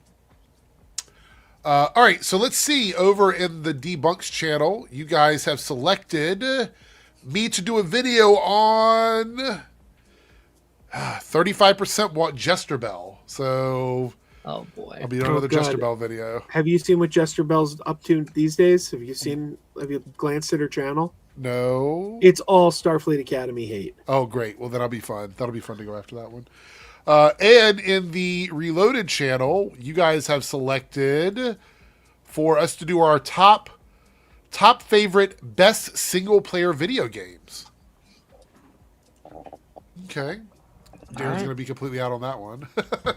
I mean, all the Ben 10 games are. I was about to say, throw all those Ben 10 games in. Now's the time. We were just talking about that earlier. So when I say single player, I want to specify this is anything that you can play by yourself and is not required to be online, like no multiplayer shooters or anything like that. So, like an old school game where somebody can join you as Luigi or something, that's still a single player game. I was about to say, can it have the multiplayer option? It can do co-op together, like if it's you and your friend playing, but you can play the game entirely by yourself. Is what so you're describing every game I play. Probably. Yeah, as long as it's not an online, like you have to be connected to the internet and it's multiplayer, like Fortnite or no Fortnite. Call of Duty or something like that. But by the way, one of your anonymous videos, Ask Me Questions Anonymously, somebody suggested you do a video on Real Shift. I'd love to see that one. That guy drives me crazy. I haven't seen it yet, but I'm gonna check it out. Yeah, I'll go see what that was. Real Shift. Let's see. Hold on, I want to look and see what that is before we go. He drives me crazy because he does this thing where he'll make an argument, then he'll put a video clip of a guy going, "That makes sense," and I'm like, it doesn't make sense just because you put a clip of a guy saying it makes sense. But that's one of those. That's like a subliminal thing that they do usually. Let's see. Let's take a look at the channel. Just curious if anybody's familiar with this channel. We'll bring it up for the chat to look at it too. So this is Real Shift here. Let's see what we got. I've gotten into arguments with this guy on Twitter. I watch shit, so you don't have to. So he basically just wants you to listen to whatever he says, and doesn't want you to think for yourself. Got it. I don't want to volunteer to be a sheep. No thanks. Yeah. That first video got big pissed off already. Yeah. Overhyped. Jason Momoa exposes Gunn and Snyder double standard. Pronouns. Oh, this is members only, probably because of the fact that it got demonetized. Wait. What's that DC one down there? DCU Batman just got worse. Dumbest Gunn decision yet. Oh, is that the rumors that he's directing Batman? Rumors. It's really funny to me that he is pointing an arrow towards his tweet. Yeah. Again. Why are you sharing your tweet?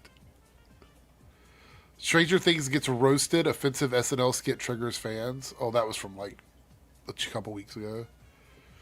Why Netflix sucks. Like, I look at these channels and I'm like, is there nothing they like? Like, there's nothing. No, there's nothing positive here at all. Eric, they bank on the outrage. Okay, I don't like Real Shift. I do not like this guy. But to his credit, this guy does do videos on things he likes. I don't see one yet. No, there's not many of them, but there's more on his channel than you'll find on Nerdrotics. So these right here, members only. I'm going to tell you guys a trick. Anybody watching this is a secret that they won't tell you because they don't want you to know. If they put out like a trailer reaction or something and they put it to members only, that means it got demonetized by YouTube and they're trying to get people to pay for memberships to watch it. That's why they do that. Yeah. Grace Randolph walked out. Peak manipulation. Blame the fans. You know, this always is funny to me. Blame the fans. If you don't watch something and you don't like it anymore, then you're not a fan of it. So if they're telling people that hate something to like stop being sexist or racist or whatever, they're not talking to the fans. Stranger Things disaster just got worse. Okay. Even though it was like doing extremely well and made $25 million in the box office, I guess. You know, Stranger Things is a legacy killer. Avatar dominates box office again. Legacy killer, huh? Then why are spinoffs happening? Yeah. The Odyssey reactions are incredibly stupid. Not historically. I hate this argument. I've had this argument with several people on the internet. It's not a fucking documentary. Also, read the damn book. But if it's not a documentary, there's no obligation to be historically accurate. Like, also, you don't want it to be. It looks so stupid. If they didn't this is based off of mythology. That one's interesting. Which one? Avatar dominates box office again. Grifters get exposed. Is he championing Avatar? It sounds like that's what that title sounds like. It's a weird take on it. Look, I would still say it's inherently negative because it looks like he's trying to create some sort of outrage. Avatar fatigue is real, and it just hit over $1 billion. I don't know, but I never saw any. This was a movie that I didn't see a lot of grifters going after, to be honest. So I don't know what he's talking about. Well, I think because they got their ass handed to them on the last one. This guy. If you listen very carefully, you could. I think we've watched a clip from him before, but I don't know who he was. I would rather not give him more attention. Hear the sounds of shills and grifters alike coping over the success of Fire and Ash. Why is would he like an in the middle guy? That's like why would the shills be coping with the success of it? What? Yeah.